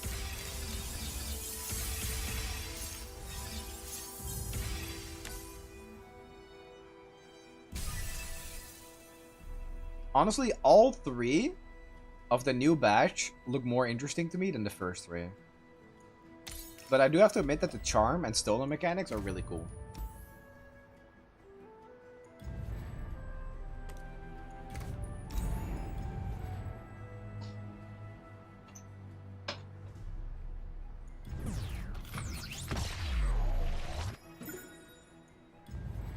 It's pretty smart by them, because like you make the new event and you just put like all the poster girls and Teemo on the front page. Evelyn, Ari, you know, the body pillow material, and then you also do Teemo in there for good measure. And then after that, you do like the slightly less popular ones. Yasuo's popular. So is Kindred. Holy... Stolen allies have elusive? Thieves in the night?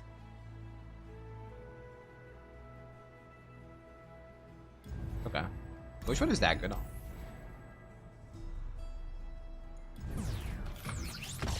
Is that good on Evelyn? It must be Evelyn.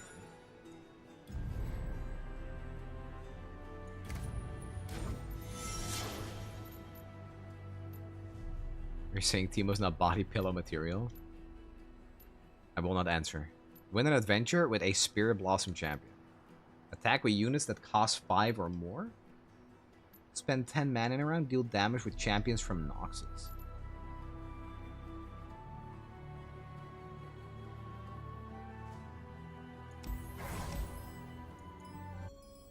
Noxus.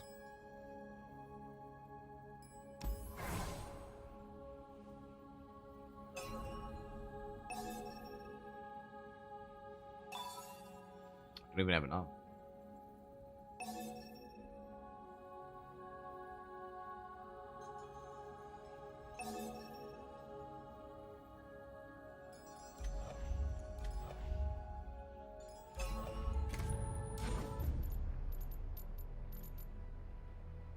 Spend 10 mana in a round. Who the hell does that?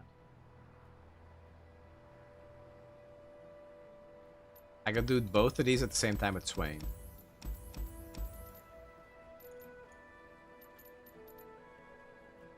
Oh, you got another superior chest.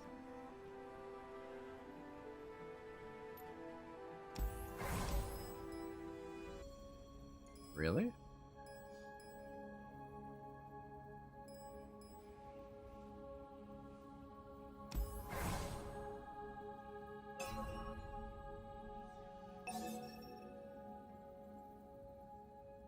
Maybe some mill action? I mean, it's not... No, I'll do this.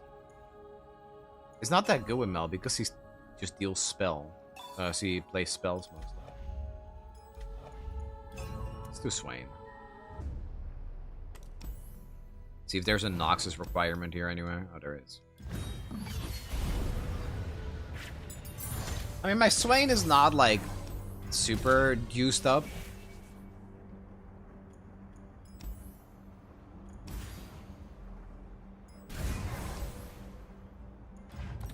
He's broken? Yeah.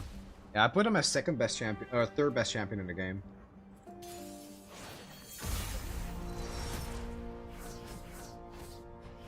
I've actually not played Swain in ages. Oh, I should probably keep the Pyramid.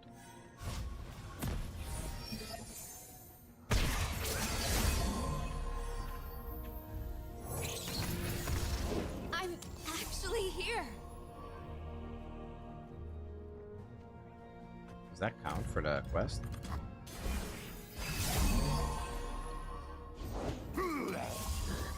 Bleed for Noxus. Empire above all. I will break them. Okay, there it is, I guess. Oh, it's refill your spell mana too. I actually completely forgot about that. Wait, it's deal 4 now?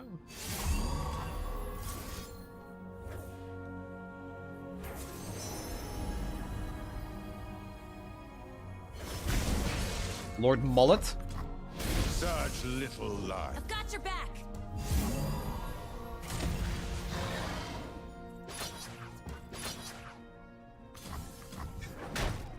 I will break them. You're covered. I don't have any spells to stun them. Feed Demacia!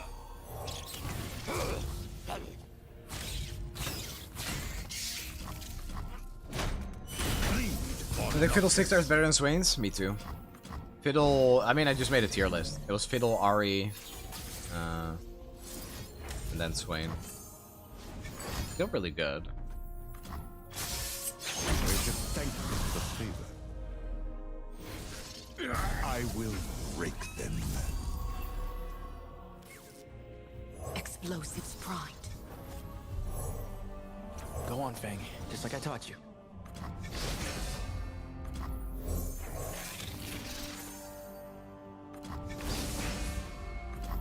Leave them nothing. Boom. No closer. 5. Bleed for Noxus. Is Swain and rank Such little and Pack life. Powder with the rare plunder from turn 1 Swain? Noxus. Yeah, Pack Powder is also really good. Raise the Noxus. Okay, let me see if this progresses Remember the this quest. day. Because I don't think damage that comes from like powers and stuff counts. Oh, but this one's really fun. Fun card's good. Okay, it counts. This does not count.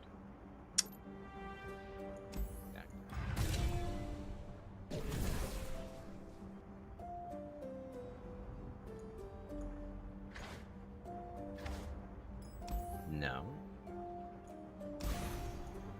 I mean, Jin, sure, I guess. My destination. Tell you when I get there. Your skills deal 2 extra damage. Okay, that's kind of good. And we'll cut a card.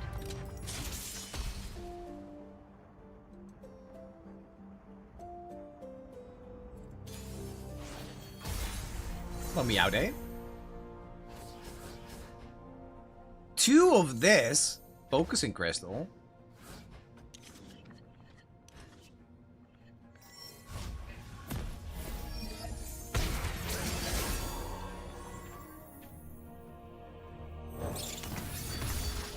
I'm actually here. I'll write my own story. The refill spell mana when I play this. None will threaten Demacia. Master your demons.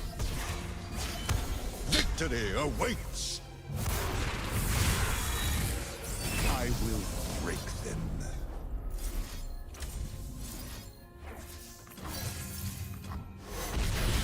Their time has come. Such little lives. 1530. Suffering is the beating heart of drama. Wow. Well. That's a big board. New recruit reporting in. The bite doesn't hurt, but the venom sure does.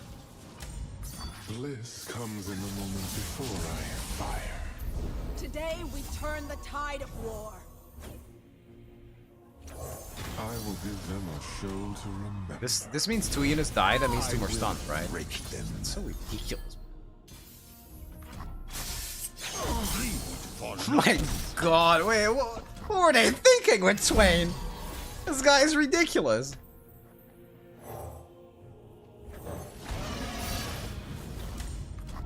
I will break them.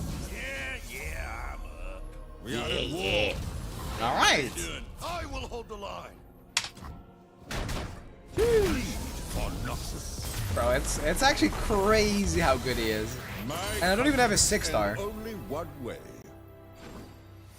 I'm really missing you play this game. I'm planning on doing it at least once a week. What's the most fun adventure in your opinion?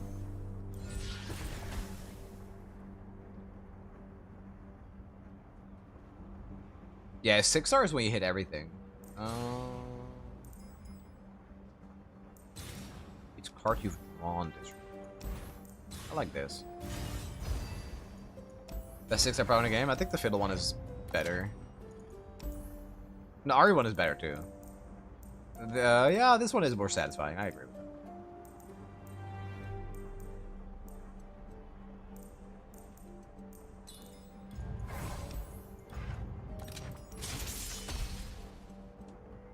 It basically means you can't lose. But yeah, I'm gonna be playing or streaming Runeterra at least once a week moving forward. Gonna have to figure out how and when. Yeah, I enjoy playing it a lot. Even after all this time.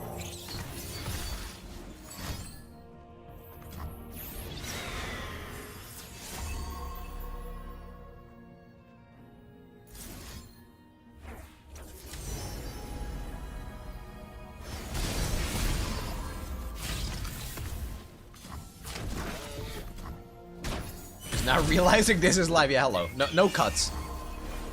Only wins though. Just like on the YouTube videos, only wins. That's how I do.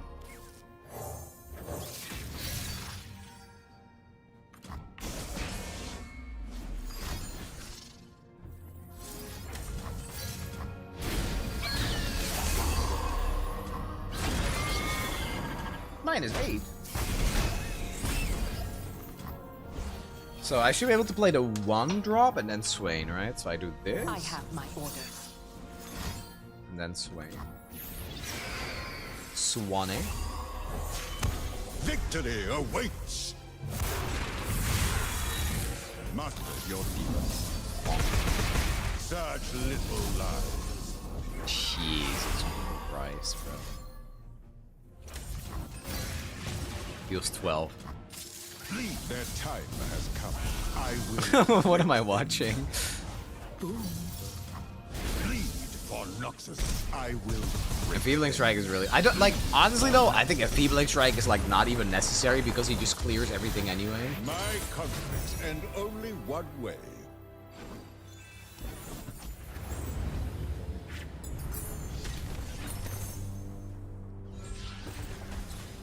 +2 damage. I mean, yeah. Whatever. I'll take it. I cost 1 and my base stats are 1-1. I am a Poro. Attack and support effects. My attack is Jin leveled up. And this.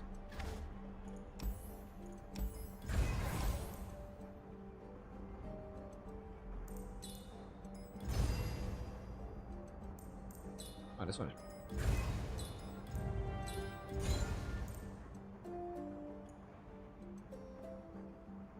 Yeah, sure.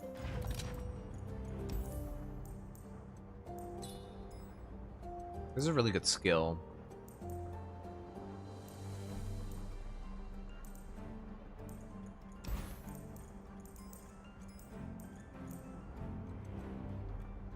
Cutting a card is so good. But what do I cut? Maybe this?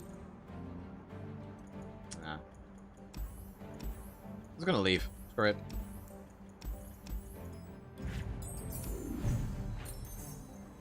Today will be exciting day.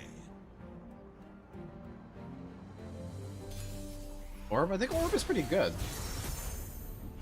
Burst speed damage? I'll take this chance to say that I've been watching for years. Thank you for still covering Runeterra between here and your own and your other channel. I generally love this game. Like, you have to realize that... Well, everyone watching has to realize that as much as I love this game, I'm still a content creator. So, it's hard to grow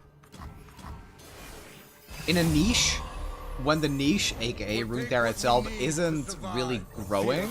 I think, like, they're slowly getting back. Like, as much as I would love to keep playing this game, it's just not... It doesn't help me keep my job, if that makes sense. So, when I get the chance, I still cover it. They're doing better, which means I'm doing better. That's just what it is. I will showcase the beauty. If it were up to me, I'd still be here covering this game every single day. Flee now or burn! And they're all... Yeah, let's just... do that. Beautiful, is it not? Is it not? Snow buries all.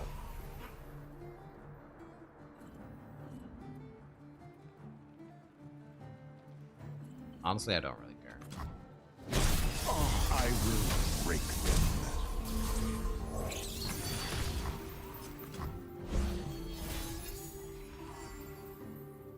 If PvP comes back full force and all the viewers come back, will you drop the bazaar? I wouldn't drop the bazaar. I would still play it as much as I could. The thing is, I did significantly better revenue-wise when I covered Runeterra. So, in the interest of, like, you know, keeping a roof above my head, I might. That being said, though, you know, I said that I think Bazaar is a more fun game to stream, and I mean that. Like, as a streamer, it's just, like, a much more chill game. Victory at any cost.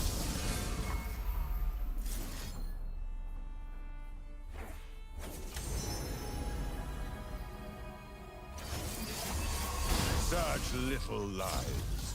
I have to admit that I'm one of the reasons that PvP died. I almost exclusively play Path or the precursor to Path, and the reason they shut down the PvP. I cannot beat See, I mean, but that's the reason why we're still here, right? Such little lies. Another day. Another fight. How is the adventure of John Silksong going? Yeah, pretty good. I'm just exploring. I'm just roaming around in Silksong.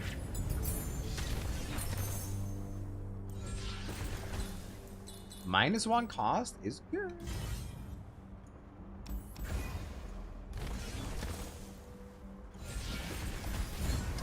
There we go. No. No.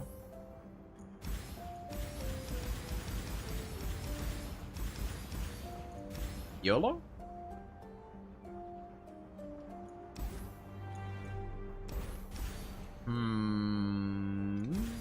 YOLO. Grant the leftmost 3 cards in your hand fleeting? Nah, okay, I'm not doing that. Not this time, bro. You watched the new trailer? I did, yeah. I'm really excited. I'm really excited for this patch, man. And 3 new champions they're releasing Runeterra look insanely fun.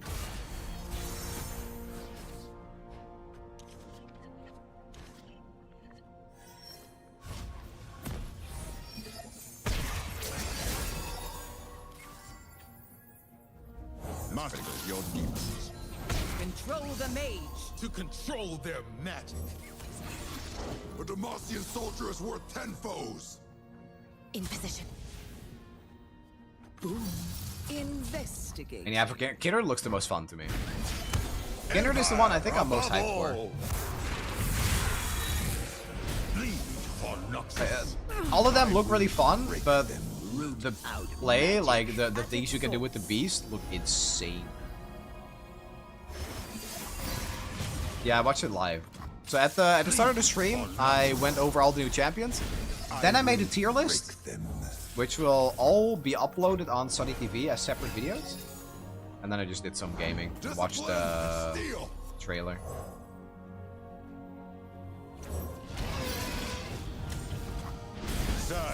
Everyone is most hyped for Kindred.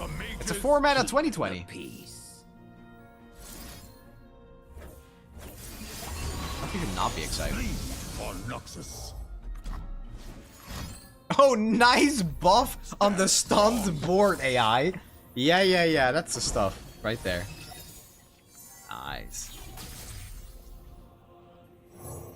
I got a skill over here. And a lot of pain. Oh, nice. Yeah, sick. There you go. I wish to thank They just died to the Jin spell. for Noxus. I haven't even seen what Kindred does. This is like the most fun one. Thematically, as well as gameplay-wise. I'll also remember Mr. Sunny playing those weird decks in PvP. I still win, bro. I would do anything to go back to those days. I'm gonna be real. I would do anything to go back to those days. Just jerk around in PvP. Just play the dumbest decks imaginable. Win a couple of games and post it on YouTube. I've not played this card once. Alright, get out of here.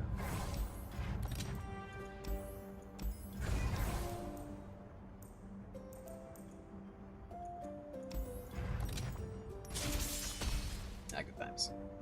The Time Bomb printer. So, obviously, like, Time Bomb printer was... I mean, I say my deck. But it's just, like, the deck that I randomly made on stream. And then it just performed so much better and created so many highlights out of nowhere. But there was a moment, like 1 or 2 years later, after I made that, where somebody was playing Time Bomb Printer against me, and I was playing a nap deck. And I literally stole all the pieces that allowed me to print Time Bombs in my own Twisted Fate deck. And I don't think I ever topped that. I literally stole their Time Bomb Printer deck and made it my own. The stars had to align for that one, and boy did they align. It's dangerous out there. Take this.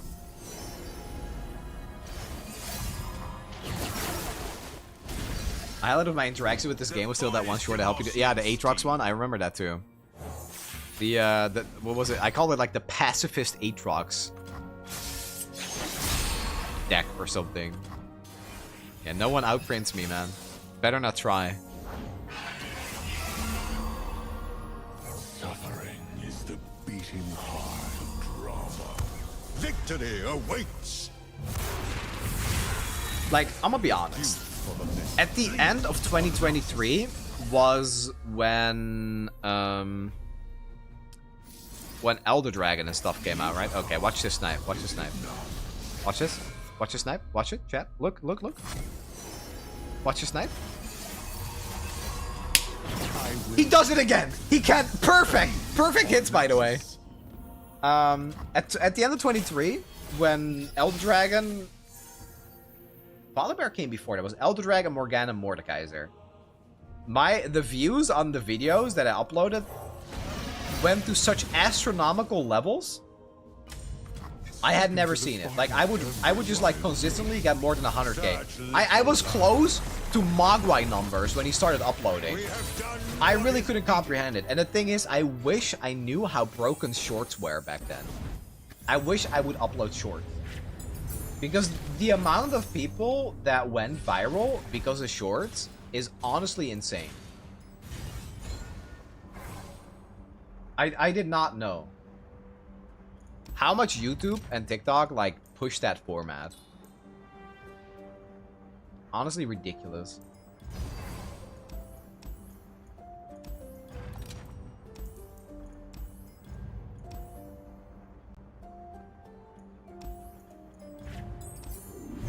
You did also upload much more diverse content. Lots of yeah, I did that. Like I didn't want to be stuck in like one single niche, like just doing gameplay and stuff. I wanted to do more. It was also like I tried to slowly do more and more variety, but I should have done it more. I should have done even more variety to really like make sure that I had an actual future when what happened to Runeterra happened. Kind of put me in like a really just bad spot for staying a content creator. Noisette, thank you for the tier 1. Thank you, thank you. In position behind you.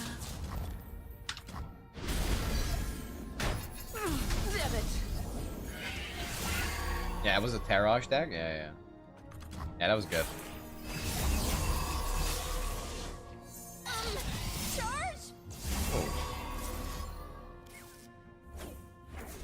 Man, that's a lot of damage. This card as well, man. So fun to cook with. I don't think.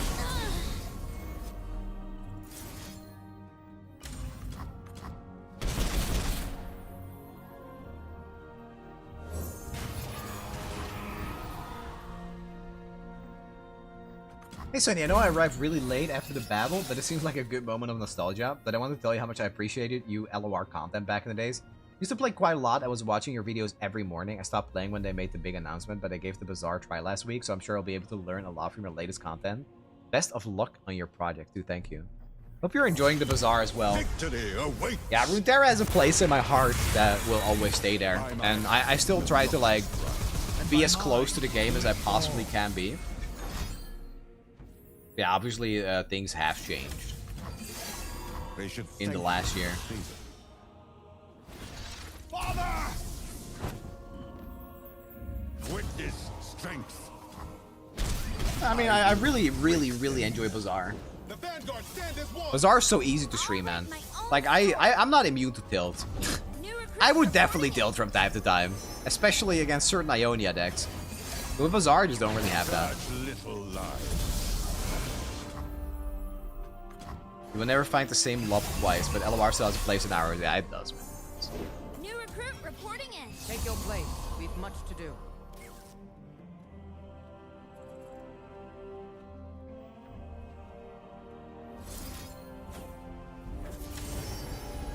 I struggle a lot with the Bazaar, but I'm sure it will get better. It has a pretty steep learning curve. Yeah, it just takes time. Remember this day. A very weird learning curve and just painful to get back to after Leave for All. Yeah, I agree. No. It definitely takes multiple hours to get the hang of Bazaar. You need to know the items. You kind of need to know like what a build is. I think the best advice I can give anyone is just like look at what you're losing to. Also look at what you're winning with. So just like seeing what your opponents are doing. That being said, like their next patch has a lot of ranked fixes. So you're gonna be against people of the same skill level more often.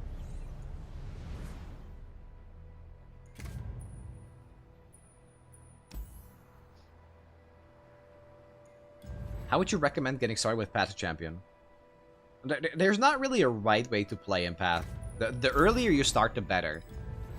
I would say the best thing you can do is interact with all the quests. Just try to complete the quest as best as you can, and try to find a gameplay loop that works for you, where you can get shards for Aurelion Soul, which I think you mostly do by playing the monthlies. I would really recommend getting Aesol as fast as possible because he is obtainable in-game, and he is like one of the most powerful units in the entire game.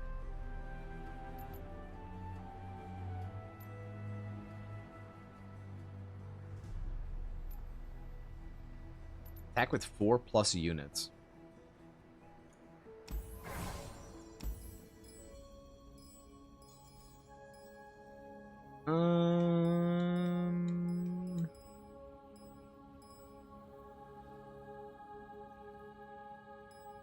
It's kind of annoying that they don't take base cost, man.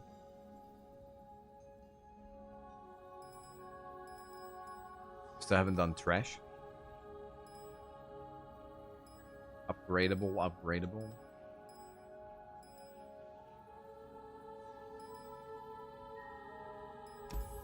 Maybe Akshan? I've not played Akshan in a minute. Let's do that. For Akshan. Is there a Shurima requirement? No. No. No. Wait, was it? Oh, it is. Okay, let's do this one. Quest and Aesol. Yeah, that's like the simplest advice I can give you. I did get approached by Riot at some point. They asked me if I wanted to make a beginner guide for Path. I'm gonna try to work on that. It's very time intensive to make that, but I have been making a couple of notes. So hopefully once I get that going, I have better advice to give as well. Or just like a link to give to people. Can we get Aesol Fragment? I already have him 4-star with the new Glory Shop. If he's maxed out, you can't. No. Scores to settle, crooks to kill. You know how it is. Will you play a champion summon a Warlord Palace or advance it 2 rounds?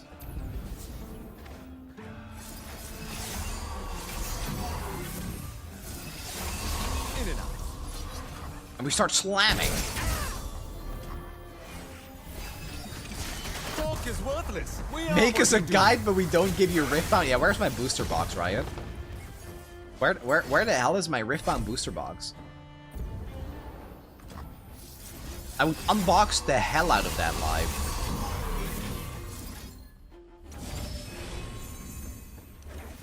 What was theirs is now ours.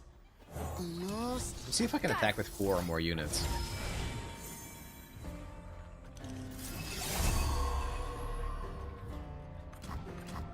Pre-order Riftbound? No. I refuse to spend money until Riot sends me a booster box.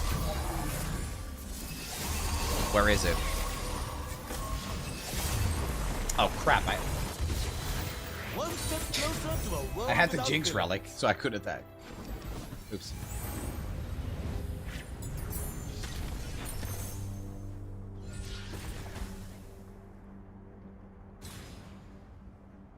That's pretty funny. There's no way I'm paying 6 mana for that, though.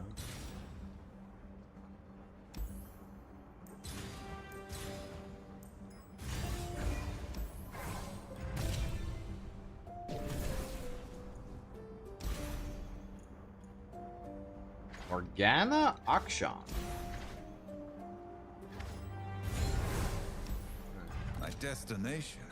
Tell you when I get there. Damaged allies can't block. I mean, this one is pretty easy. Oh, game start. Discard 3 random cards. All right, I'll roll. I'll gamba.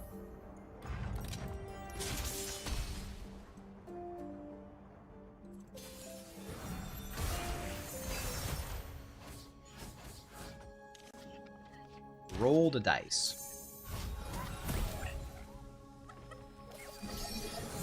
So my plan for this week is I'm not streaming tomorrow. But I'm streaming on Wednesday. I'm gonna stream Bazaar on Wednesday. And then on Thursday, I'm doing Runeterra. So I'm trying to do Runeterra content one day later. Because there are so many patches coming out. Must be nice living off stolen coins. Go Bra. Rob 'em blind.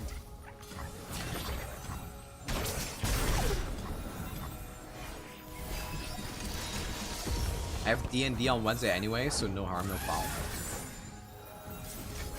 I should play more D&D. D&D is fun.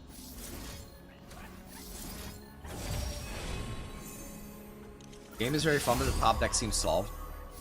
Yeah, we know what the best decks are before the game even comes out, basically. It comes out in English.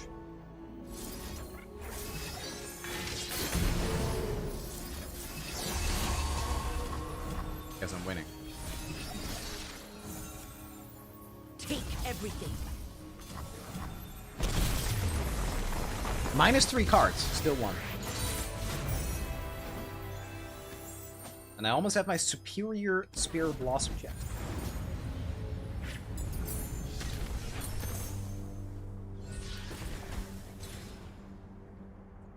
I mean, 2 mana, silence 2.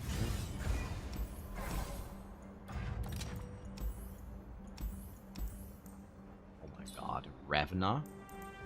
Bro, I gotta get Revna in there, man. When I'm summoned or destroyed, grant your strongest ally +1/+1. I mean, this is insane. This is 0 mana Preservarium. Alright, load up the deck. We're going Galactic. Don't care.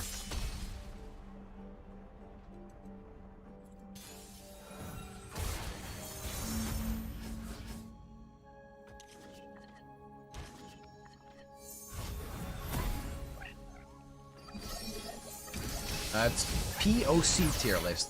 Exclamation mark POC tier list. Don't want to die? Don't There will be a do video that. on it too for context. My faith protects me.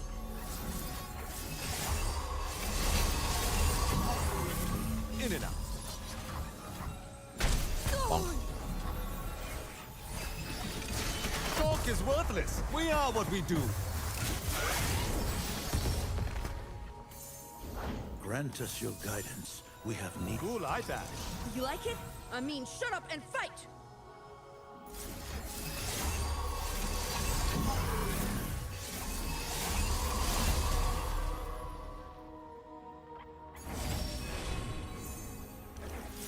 Righteously reclaiming. Actually, I should get cheap units. I'm not really doing the quest at all.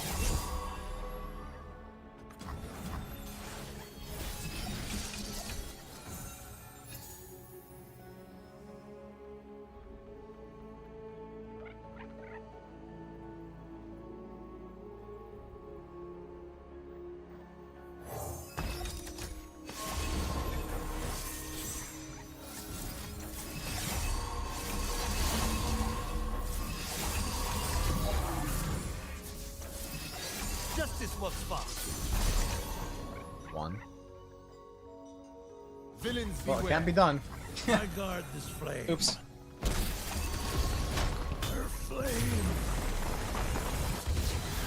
Vengeance with a smile.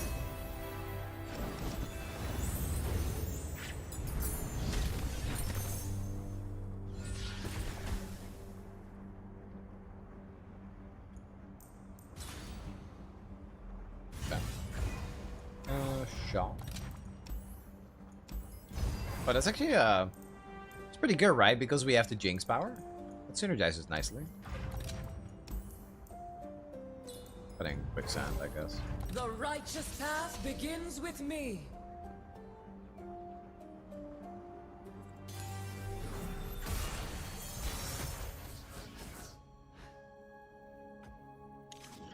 I still discard 3 cards. Akshan is fast, he's really good. I put him in S tier for a reason. He's way better than I think me and everyone else thought he would be. I remember when he came out, people were really down on him. I did see the potential, but he was even better than that. For her alone. Oh. Hera.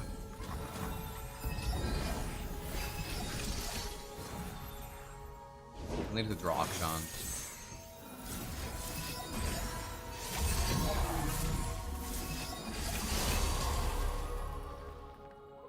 I mean, whatever unit's on the top of my deck is pretty powerful. The unit I draw is going to be insane. If I draw it.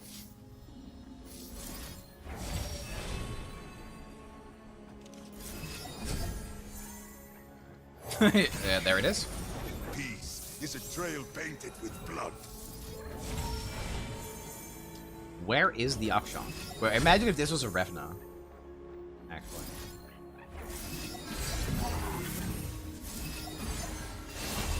Life's still good. Together, stranger.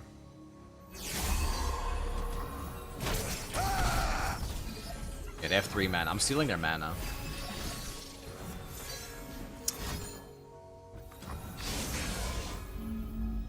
We were born to rule.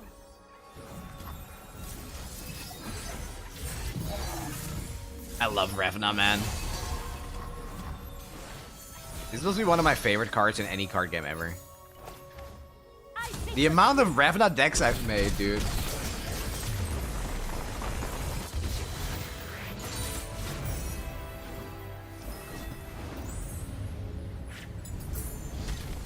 The Revna with Sedge. Alright, so we complete the trauma. Yeah, with the Tusk Raider as well.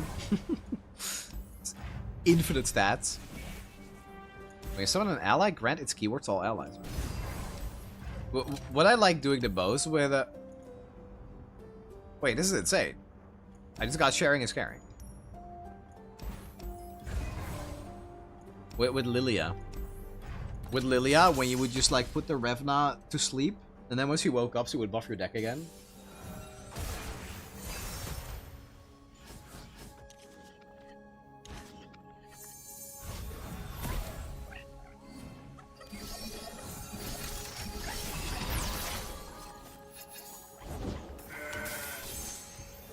Scores to settle, crooks to kill. You know how it is. Oh crap. Go big.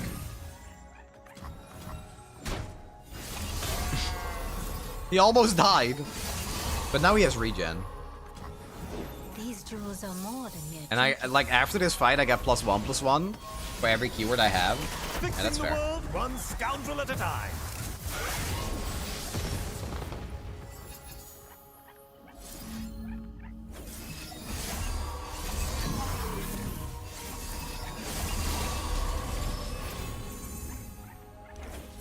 Righteously reclaiming. In and out. Double attack. Oh shit, wait, are they not dead? Oh, they're exactly dead. Nice.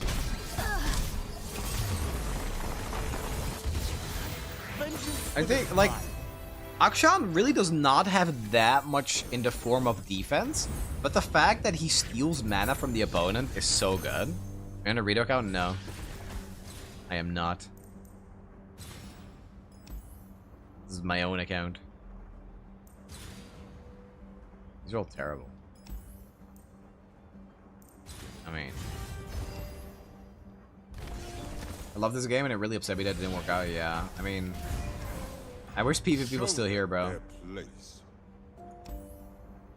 just gonna take the +1 next round, man.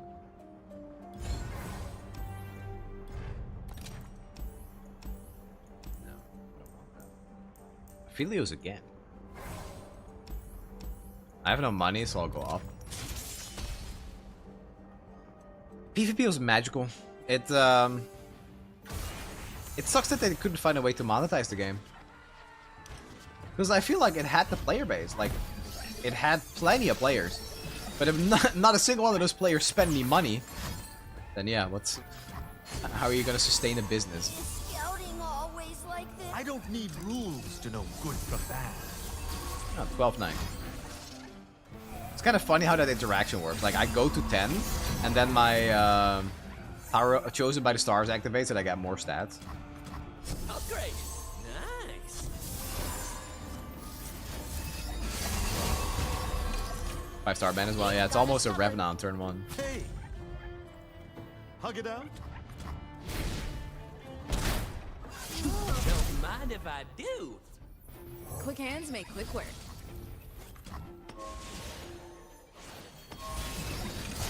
Fixing the world one scoundrel at a time.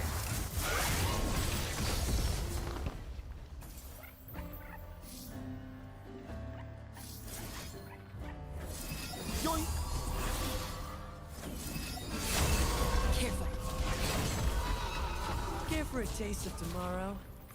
LOL was the perfect free-to-play game. Yeah, that was its undoing.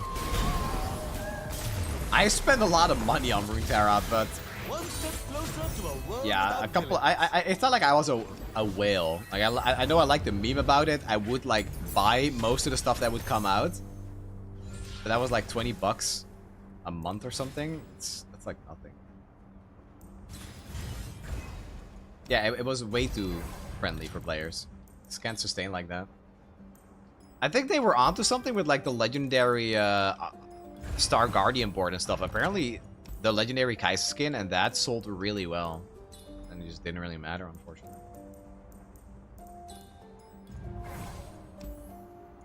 I decide for the time. I didn't spend any money because I didn't care about skin. What would you have spent money on? I feel like they needed like a, I don't know, like actual good cosmetics, I guess.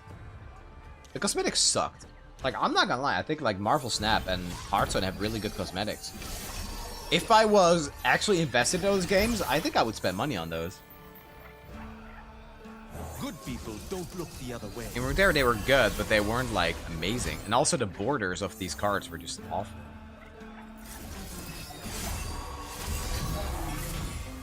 Never spell shield. Scores to settle, crooks to kill. You know how it is. Fixing the world one scoundrel at a time.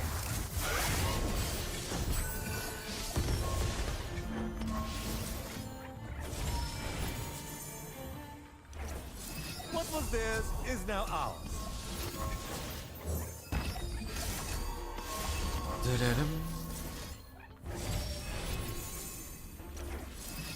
Careful. Villains beware. What did you do?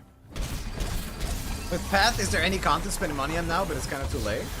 One step I mean, it's closer never to a too late, world you know, without and it villains. seems like they're doing quite well. Like, currently they're doing well.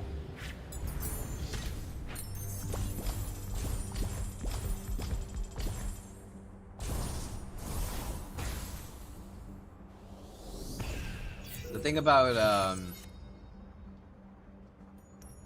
Marvel Snap and Hearthstone is that it's hard to make that comparison because these games are they require you to buy cards and packs to compete. You need to unlock the cards. In Runeterra you do too, but if you play a certain amount, you never have to spend any real money to actually get them. So the only real comparison, the closest thing you can make a comparison to when it comes to how the game is monetized is TFT. TFT is the closest thing, unfortunately. And why is TFT doing well and Runeterra isn't? It's probably like the gacha shit they have. I'm almost done.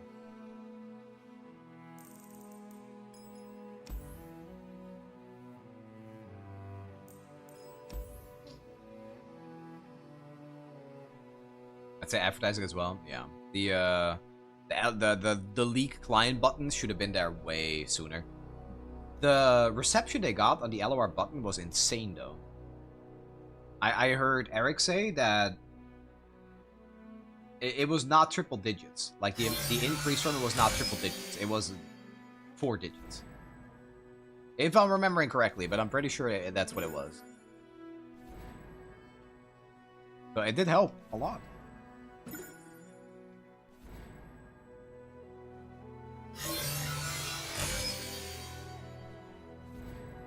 Only they did that, like, in its prime. When was it implemented? 3 years after the game was active? Yeah, I think even more than that. I think it's 4 years. It was, like, at the downfall. You know what's crazy to me? If you look at any type of, like, Hearthstone videos, or I think even Snap videos, I don't, like, those are the only two I really keep up with. What I think is wild is that when an expansion comes out for Hearthstone, the numbers on YouTube videos don't match what we got on Runeterra videos. Early days Mogwai and late days on my videos were insane, bro. They were unmatched. I really don't know how a player base can be so loyal to its creator. Like, I am eternally grateful for how much people actually watch my videos. I cannot comprehend it. Especially, like, you look at Mogwai videos early. They would, like, he would do daily uploads. They would get above 100k. Like, near the end of the Runeterra lifespan, during, like, the Elder Dragon release and stuff, I got close to those numbers.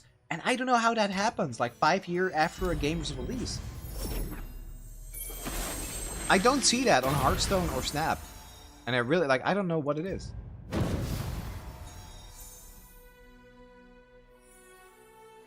I also think that if Runeterra came out, like, 4 years earlier or something, it would also have been a lot better. That was kind of like when the card game craze was still in full effect.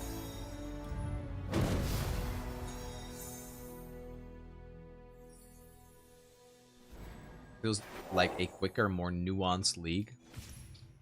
Yeah, I mean, it's the universe, right? Like, I feel like a lot of the time you just get to realize that fantasy a lot more often. I'm so glad I saw your vids. You were part of my LOR experience. Like, it means a lot. It does. I don't always, like, think about it that much. But sometimes I just wake up in the middle of the night. I'm like, shit, man. A lot of people watch my videos. And I can't even begin to understand what kind of, like, impact I had on, I don't know, a daily routine or something.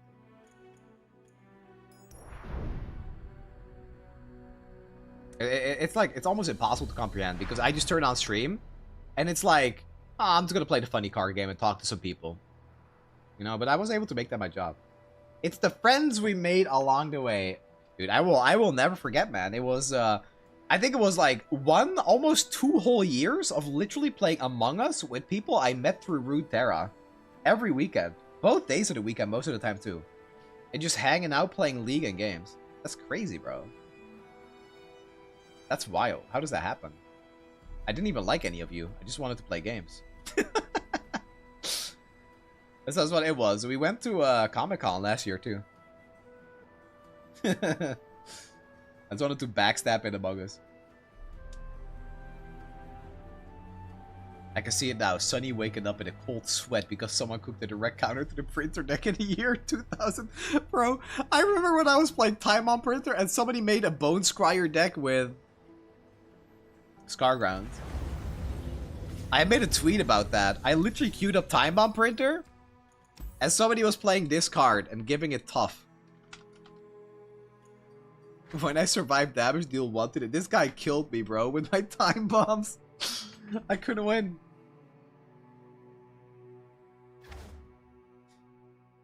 Are you and Lady planning to go to Comic-Con again this year? No, Lady's going on a trip.